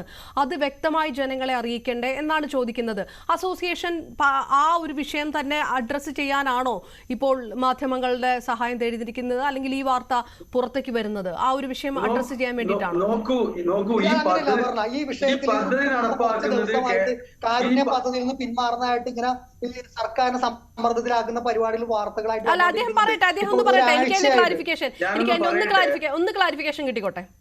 ഈ പദ്ധതി നടപ്പിലാക്കുന്നത് കേരള സർക്കാരാണ്. കേരള സർക്കാരിന്റെ സ്റ്റേറ്റ് ഹെൽത്ത് ഏജൻസി എന്നുള്ള ഒരു ഏജൻസിയാണ് ഈ പദ്ധതി നടപ്പാക്കില്ലെന്ന്.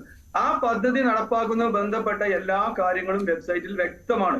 ഞങ്ങളെ സംബന്ധിച്ചിടത്തോളം ഞങ്ങളുടെ മെമ്പർമാർ ഇതിലെ സർവീസ് പ്രൊവൈഡർ മാത്രമാണ്. ഞങ്ങളൊരു എഗ്രിമെന്റ് റിന്യൂ ചെയ്തിട്ടില്ല എങ്കിൽ ഈ പിന്നെ വെബ്സൈറ്റിലുള്ള ഈ SHOയുടെ സ്റ്റേറ്റ് ഹെൽത്ത് ഏജൻസിയുള്ള കാർഡ് ഹോൾഡർ ആയുള്ള ആളുകൾ അവരുടെ പിന്നെ എല്ലാ വിവരങ്ങളും ആ വെബ്സൈറ്റിൽ ലഭ്യമാണ്. അതിന്റെ ഗ്രേവിയൻസ് സെല്ലുണ്ട്, എല്ലാ സംവിധാനങ്ങളും അതിലുണ്ട്. ഞങ്ങളെ സംബന്ധിച്ചിടത്തോളം ഞങ്ങളല്ല ഈ റിന്യൂ ചെയ്യാത്ത സ്ഥാപനങ്ങളുടെ ലിസ്റ്റ് പ്രഖ്യാപിക്കേണ്ടത്. ഞങ്ങൾ ഇപ്പോൾ പറയുന്നത് വ്യത്യസ്തമാണ്.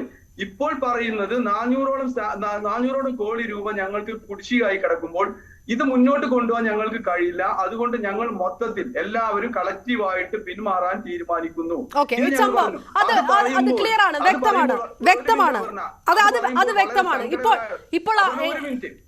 എനിക്ക് പറയാനുള്ളത് വളരെ സങ്കടകരമായ അവസ്ഥ. ഈ ഒരു അവസ്ഥയിൽ ഈ കുടിശ്ശിക തീർക്കാനുള്ള സംവിധാനങ്ങൾ ഒരുക്കുന്നതിൽ ബദല് ഈ സർക്കാരിനെ സഹായിക്കുന്ന പല വ്യക്തികളും ഇവിടുന്ന് കുറെ ബഹളം ഉണ്ടാക്കി പോയതുകൊണ്ട് കാര്യമില്ല. ഞങ്ങൾക്ക് പണം ലഭിച്ചാൽ ഈ പദ്ധതിയിൽ ഞങ്ങൾ തുടരും, പണം ലഭിച്ചിട്ടില്ലെങ്കിൽ തുടരും. ഞങ്ങൾക്ക് ആരെയും സമ്മർദ്ദത്തിൽ പെടുത്തുകയോ ഞങ്ങളെ സംബന്ധിച്ചിടത്തോളം അങ്ങനെ ഒരു ഞങ്ങൾക്കില്ല. ഞങ്ങൾക്ക് പണം ലഭിച്ചാൽ ഞങ്ങൾ തുടരും. 2 മാസത്തിനുള്ളിൽ കുടിശ്ശിക തീർക്കാം എന്ന് പറഞ്ഞത് കാറ്റിൽ പറത്തി, ഒന്നും തന്നില്ല. അതുകൊണ്ട് ഞങ്ങൾക്ക് തുടരാൻ കഴിയില്ല. ആ പണം ലഭിക്കാനുള്ള മാർഗങ്ങളല്ലേ നിങ്ങൾ കാണേണ്ടത് ഇത് തുടരണമെങ്കിൽ. ഓക്കെ, രാജു വാഴക്കാല, വളരെ ക്ലിയർ ആണ് കാര്യങ്ങൾ. ഇത് ആശുപത്രികൾ കോൺട്രാക്ട് പുതുക്കാതെ മാറുന്നു. ഫൈനൽ ആരെല്ലാം ഉണ്ട് ഇതിനകത്ത് എന്ന് പുറത്തുവിടേണ്ടത്, പബ്ലിഷ് ചെയ്യേണ്ട ഉത്തരവാദിത്തം ആശുപത്രികളുടേതല്ല. സ്വാഭാവികമായിട്ടും അത് സർക്കാരിൻ്റെതാണ്. സർക്കാരിൻ്റെ ഹെൽത്ത് ഏജൻസിയാണ് അത് ചെയ്യേണ്ടത്. അത് സർക്കാർ ചെയ്യുന്നുണ്ടോ ഇല്ലയോ എന്നുള്ളത് നമ്മൾ പരിശോധിക്കണം. ഇല്ലെങ്കിൽ സ്വാഭാവികമായിട്ടും ബുദ്ധിമുട്ടാൻ പോകുന്നത് രോഗികളായിരിക്കും. കൃത്യസമയത്ത് ഏത് ആശുപത്രികൾ അതിൻ്റെ ഭാഗമായിട്ടുണ്ടോ എന്നുള്ളത്. എത്രയോ പേര് പോയി, അത് അവർ പബ്ലിഷ് ചെയ്തിട്ടുണ്ടോ, അവരതിനകത്തുണ്ടോ എന്നുള്ളതിനേക്കാളും വലിയ വിഷയം ഇത്രയും അധികം പേര് ഇനി അതിൽ നിന്ന് പിൻവാങ്ങുമെന്ന് അസോസിയേഷൻ പറയുന്നു. അസോസിയേഷന്റെ സംസ്ഥാന പ്രസിഡന്റ് പറയുന്നത് കുറച്ചെങ്കിലും മുഖവിലയ്ക്ക് എടുക്കാതെ നമുക്ക് ഈ ചർച്ച മുന്നോട്ട് കൊണ്ടുപോകാൻ കഴിയില്ലല്ലോ. അല്ല, അദ്ദേഹം പറഞ്ഞതും മുഖവിലക്കെടുത്ത് തന്നെ പറയാണ്. ഞാൻ പറഞ്ഞത് 400ഓളം ആശുപത്രികളുള്ള കേരളത്തിൽ നിന്ന് ഈ 160-260 പിന്മാറുക എന്ന് പറയുന്നത് പകുതിയിലേറെ പിന്മാറിയെന്ന് കണക്കൊണ്ടില്ലേ? അങ്ങനെയാണെങ്കിൽ കേരളത്തിലെ ആരോഗ്യരംഗം അങ്ങനെ തകർന്നു പോലെ. ഇപ്പൊ നമ്മുടെ ഇന്നത്തെ ആരോഗ്യരംഗം തകർന്നിട്ടുണ്ടോ? സർക്കാരിന്റെ കീഴിലുള്ള ആരോഗ്യരംഗം സ്വകാര്യ ആശുപത്രികളൊക്കെ ഒരുമിച്ച് നിന്നുകൊണ്ടല്ലേ കേരളത്തിലെ ആരോഗ്യരംഗം മുന്നോട്ട് കൊണ്ടുപോകുന്നത്. ഇന്ത്യയിലെ 1-ാം നമ്പർ. എന്തൊക്കെ രാഷ്ട്രീയ വിരോധം നമ്മൾ പറഞ്ഞാലും ഇന്ത്യയിലെ ആരോഗ്യരംഗം കേരളം ഒന്നാണെന്ന് എല്ലാവരും സമ്മതിച്ചിട്ട് കേന്ദ്ര സർക്കാർ തന്നെ സമ്മതിച്ച കാര്യം. അപ്പൊ ഒരിക്കലും ഒന്നും പറഞ്ഞാൽ ഈ പദ്ധതിയിൽ നിന്ന് പിന്മാറി. ഇങ്ങനെ നമ്മൾക്ക് അറിയാം, നമുക്കിപ്പോ ഏത് സർക്കാരുമായി ബന്ധപ്പെട്ട് പ്രവർത്തിക്കുന്ന ഏജൻസികൾക്ക് ഫണ്ട് കിട്ടാണ്ട് വരുമ്പോൾ അവർ ചിലപ്പോൾ ഇവർക്ക് സമരം ചെയ്യാൻ പറ്റാത്തത് കൊണ്ടാണ് ഇങ്ങനെ ചർച്ചകളിലും ഇങ്ങനെ മാധ്യമങ്ങൾ വാർത്ത വരും. അവരിങ്ങനെ സമ്മർദ്ദത്തിലാകുമ്പോൾ ധനകാര്യ വകുപ്പും മന്ത്രിസഭയൊക്കെ ചർച്ച ചെയ്ത് കുറച്ച് ഫണ്ട്. എനിക്കത് അതാണ് ഡോക്ടർ എസ് ലാൽ, അത് അങ്ങനെ ഒരു പ്രതിസന്ധി ഇല്ല, അങ്ങനെ ഒരു പ്രതിസന്ധി ഇല്ല എന്ന് കരുതുന്നത് ഒരു പോസിറ്റീവ് തോട്ടാണ്. പക്ഷെ അതിനകത്ത് എന്താണ് ഒരു മിനിറ്റ് ഞാൻ പറഞ്ഞത്, സർക്കാരിന് സാമ്പത്തിക പ്രതിസന്ധി ഉണ്ടെന്ന് നമുക്ക് എല്ലാവർക്കും അറിയാം. പല മേഖലകൾക്കും സർക്കാരിന് ഫണ്ട് കുടിശ്ശിക വന്നിട്ടുണ്ട്. അപ്പൊ ഓരോ തലങ്ങളിലും ഫണ്ട് വേണ്ട രീതിയിൽ കൊടുത്തു വന്നുകൊണ്ടിരിക്കുന്നുണ്ട്. എത്രയോ വർഷമായിട്ട് ഇവര് കാരുണ്യ പദ്ധതിയിൽ നിന്ന് പിന്മാറുന്നു. ഓക്കെ, ഡോക്ടർ എസ് ലാൽ, കുറച്ചുകൂടി സാവകാശം സർക്കാരിന് കൊടുത്തുകൂടെ? അതല്ലേ ഒരു ധാർമ്മികത എന്നുള്ളൊരു രീതിയിലാണോ സംസാരിക്കുന്നത്? ചർച്ച വഴിമാറിപ്പോവാണ്. ഇപ്പൊ സ്വകാര്യ ആശുപത്രികൾ പിന്മാറിയ ആര് പിന്മാറിയ ലിസ്റ്റ് പറയും. അത്തരം രീതിയിലേക്ക് ചർച്ച പോകുന്നതിന് തെറ്റാണ്. അദ്ദേഹം നിർത്തുകയാണെങ്കിൽ ഓക്കെ, ഞാൻ തിരികെ എത്താം. രാജു വാഴക്കാല. ഡോക്ടർ എസ് ലാൽ, ഇപ്പോൾ ചർച്ച ഒന്ന് ആലോചിച്ച് നോക്കും. നമ്മൾ തുടങ്ങിയത് എന്താണ്? സാധാരണക്കാരന് ചികിത്സ നിഷേധിക്കപ്പെടുന്നു എന്നിടത്താണ് തുടങ്ങിയത്. അതാണ് നമ്മുടെ കൺസേൺ. സ്വകാര്യ ആശുപത്രിയിലായാലും സർക്കാർ ആശുപത്രിയിലായാലും ജനങ്ങൾ ചെല്ലുമ്പോൾ അവർക്ക് ചികിത്സ കിട്ടുന്നില്ല എന്നൊരു യാഥാർത്ഥ്യമുണ്ട്. അത് മനസ്സിലാക്കാൻ എന്താണ് പാടെന്ന് എനിക്ക് മനസ്സിലാകുന്നില്ല. അതിന് പകരം ഇത് നിങ്ങളുടെ ലിസ്റ്റുണ്ടോ, നിങ്ങൾ ഏത് ആശുപത്രിയുടെ പേര്, നിങ്ങൾ പറഞ്ഞ തുടക്കമോ, നിങ്ങൾ ഇത് ആലോചിച്ച് നോക്ക്. ഇത് ആരോഗ്യം എന്ന് പറയുന്നത് സർക്കാരിൻ്റെ ഉത്തരവാദിത്വമാണ്. കേരള സർക്കാരിൻ്റെ ഉത്തരവാദിത്വമാണ്. ഏത് സംസ്ഥാന സർക്കാരിൻ്റെ ഉത്തരവാദിത്വമാണ്. വെയിറ്റ് ചെയ്ത് ഞാൻ തീരട്ടെ. കേരളത്തിലെ ഏത് സംസ്ഥാനത്തായാലും സർക്കാരിൻ്റെ ഉത്തരവാദിത്വമാണ് ജനങ്ങളുടെ ആരോഗ്യം. ജനങ്ങൾക്ക് ആരോഗ്യത്തിൻ്റെ കാര്യത്തിൽ അവകാശമുണ്ട്, ഭരണഘടനാപരമായിട്ട് പോലും അവകാശമുണ്ട്. അത് പറയുമ്പോൾ നിങ്ങൾ ആശുപത്രിയുടെ പേര് പറയാം. അങ്ങനത്തെ ചർച്ചകളിൽ എന്താണ് യാഥാർത്ഥ്യമുള്ളത്? നിങ്ങളിപ്പോൾ പറയട്ടെ, അല്ല താങ്കൾ പോയി നോക്കിയാൽ മതി. കേരളത്തിൽ തിരുവനന്തപുരം മെഡിക്കൽ കോളേജിൽ പോയി നോക്ക്, തിരുവനന്തപുരം ജനറൽ ആശുപത്രിയിൽ പോയി നോക്ക്. താങ്കൾ എറണാകുളത്ത് താമസിച്ചാൽ പോരാ, താങ്കൾ എല്ലായിടത്തും പോകണം. കേരളത്തില് പൊതുപ്രവർത്തകന് നിർത്താൻ പറയൂ.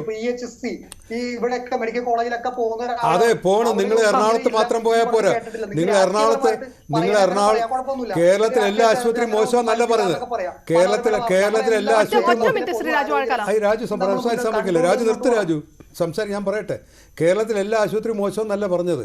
കേരളത്തിൽ മെച്ചപ്പെട്ട ആശുപത്രികളുണ്ട്. പക്ഷെ കേരളത്തിലെ ആശുപത്രികളിൽ മരുന്നിനും മറ്റു ഉപകരണത്തിൽ ലഭ്യതയുടെ പ്രശ്നമുണ്ട്. കേൾക്ക്, അത് എന്ത് സന്തോഷം. ഞാനും സന്തോഷം. ഞാൻ കേരളത്തിൽ പഠിച്ച ആളാണ്. കേരളത്തിൽ ആരോഗ്യരംഗം ഒരുപാട് മെച്ചമാണ്. അത് ആർക്കും അറിയാത്തത്. നിങ്ങൾക്ക് സമ്മതിക്കാതിരിക്കുന്നത് യാതൊരു. ഇപ്പൊ രാത്രിയാണോ ഞാൻ താങ്കളോട് സമ്മതിക്കണോ? താങ്കൾക്കറിയില്ലേ രാത്രിയാണ്? ഇപ്പൊ രാത്രിയാണ്. അല്ലല്ല, എന്നാ കേട്ടോ പറഞ്ഞുതരാം. അല്ല എന്നാ കേൾക്ക്, ബാക്കിയും കൂടെ കേട്ടോ.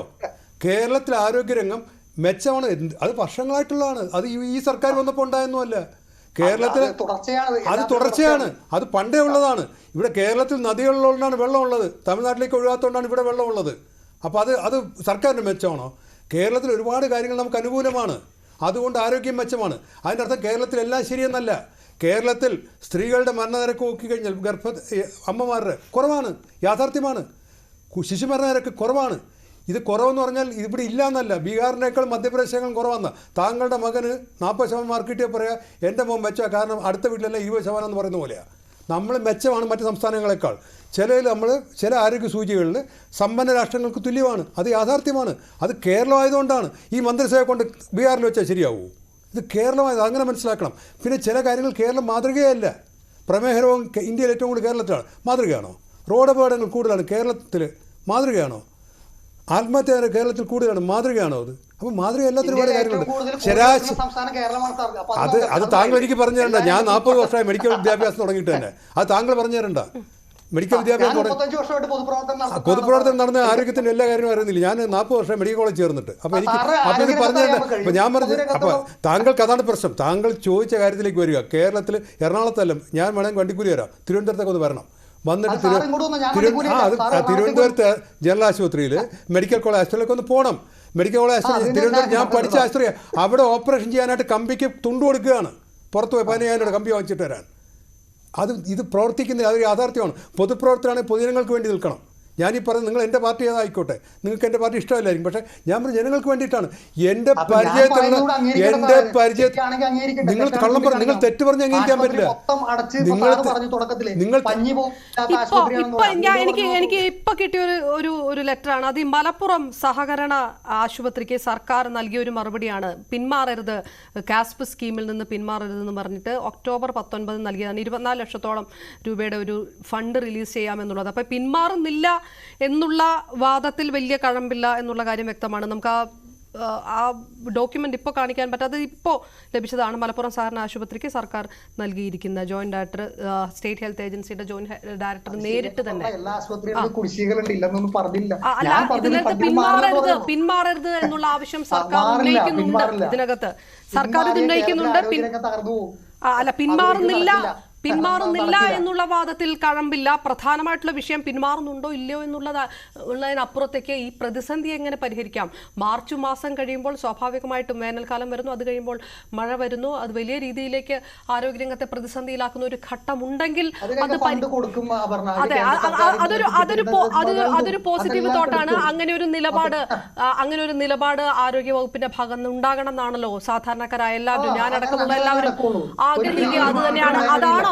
അതാണോ ഞങ്ങൾ അത് മാത്രമേ പറഞ്ഞിട്ടുള്ളൂ. ഞങ്ങളെ സംബന്ധിച്ചിടത്തോളം ഞങ്ങൾ പറഞ്ഞു മാർച്ച് 30-ന് മുമ്പിൽ ഞങ്ങളുടെ കുടിശ്ശിക തീർത്താൻ ഞങ്ങൾ ഇതിൽ തുടരും, അല്ലെങ്കിൽ ഞങ്ങൾ ഇതിൽ നിന്ന് പിന്മാറുമെന്നല്ലേ പറഞ്ഞിട്ടുള്ളൂ. ഞങ്ങളെ സംബന്ധിച്ചിടത്തോളം ഭീഷണിപ്പെടുത്തിയൊന്നും ചെയ്തിട്ടില്ല. പിന്നെ എനിക്കൊരു കാര്യമേ പറയാനുള്ളതിൽ, സ്വകാര്യ ആശുപത്രികൾ ഇപ്പൊ സെൻട്രൽ ഗവൺമെന്റിന്റെ ഡൽഹിയിൽ പോയി നമ്മുടെ ആരോഗ്യവകുപ്പ് മന്ത്രി ഈ കാരുണ്യ ആരോഗ്യ സുരക്ഷാ പദ്ധതി കൂടുതൽ ആളുകൾക്ക് നടപ്പാക്കിയതിന്റെ ഒരു അവാർഡ് വാങ്ങിയൊക്കെ വന്നു. ഇഷ്ടംപോലെ അവാർഡുകൾ ലഭിക്കുന്നുണ്ട് ഈ പദ്ധതി. പക്ഷെ എനിക്ക് പറയാനുള്ളത്, കേരളത്തിലെ സ്വകാര്യ ആശുപത്രി ഉടമകളുടെ അക്കൗണ്ടിൽ കേരള സർക്കാർ അല്ലെങ്കിൽ കേന്ദ്ര സർക്കാർ ആയാലും ആരായാലും ഏത് സർക്കാരായാലും ജീവകാരുണ്യ പ്രവർത്തനം നടത്താൻ വരണ്ട. ഞങ്ങളെ സംബന്ധിച്ചോളം അത്ര മാത്രമേ എനിക്ക് പറയാനുള്ളൂ. ഈ അവാർഡിന്റെ കാര്യം പറഞ്ഞതുകൊണ്ട് എനിക്ക് കാര്യം പറയാനുണ്ട്. ഇതിപ്പോൾ അവാർഡ് ഇപ്പോൾ പെട്ടെന്നുണ്ടായൊന്നുമല്ല. 2007 തൊട്ട് ഇതിന്റെ വേറെ പദ്ധതിയുണ്ട്. 2007 തൊട്ട് കേരളത്തിന് അവാർഡ് കിട്ടുന്നുണ്ട്. കേരളം എപ്പോഴും മുന്നിലാണ്. അതിപ്പോൾ ശിശുമരണമൊക്കെ കേരളത്തിൽ ഇപ്പോൾ കുറഞ്ഞു എന്ന് പറയാൻ പറ്റും. അതുപോലെയാണ് കേരളം ഇക്കാര്യത്തിൽ. പിന്നെ ഒരുപാട് പേര് ചികിത്സിക്കുന്ന കേരളത്തിലെ അതൊരു രാഷ്ട്രീയ ചർച്ചയിലേക്ക് പോകാനുള്ള സാധ്യത. അമ്മയും കുഞ്ഞും പദ്ധതി, വാത്സല്യനിധി, അമ്മയും കുഞ്ഞും. ഞാൻ ആ രാഷ്ട്രീയ ചർച്ചകളിലേക്ക് കടക്കുന്നില്ല. വിഷയം സാധാരണക്കാരെ അഡ്രസ്സ് ചെയ്യുന്ന ഒരു കാര്യമാണ്.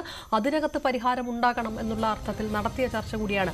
പ്രേക്ഷകരോട് നമ്മൾ ചോദിച്ചു, ഇങ്ങനെ ഒരു കുടിശ്ശിക വരുമ്പോൾ അത് വീഴ്ച പറ്റിയത് സംസ്ഥാനത്തിനാണോ എന്ന് ചോദിക്കുന്നത്. 89% പ്രേക്ഷകരും അതെ എന്നുള്ള അഭിപ്രായം രേഖപ്പെടുത്തുകയും ചെയ്തിട്ടുണ്ട്. ഏതായാലും പ്രശ്നത്തിനകത്ത് പരിഹാരം ഉണ്ടാകുകയും ചർച്ച നടത്തുകയും ചെയ്യും, സർക്കാർ ഇടപെടുകയും ചെയ്യുന്നുള്ള ഒരു പ്രതീക്ഷ CPM പാനലിസ്റ്റുകൾ പ്രകടമാക്കിയിട്ടുണ്ട്. അതങ്ങനെ തന്നെ നടക്കട്ടെ എന്ന് പ്രതീക്ഷിക്കുക തന്നെയാണല്ലോ സാധാരണക്കാരായ നമ്മളും ചെയ്യുക. ആ പ്രതീക്ഷയോടുകൂടി ചർച്ച പൂർണ്ണമാവുകയാണ്. ഡോക്ടർ SS ലാൽ, രാജു വാഴക്കാല, ഒപ്പം അഡ്വക്കേറ്റ് ഹുസൈൻ കോയത്തങ്ങൾ, ഷിജു ഖാനും പ്രത്യേകം നന്ദി.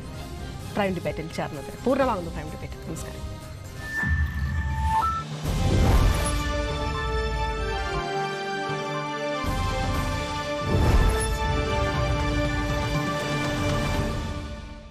ഈ പരിപാടി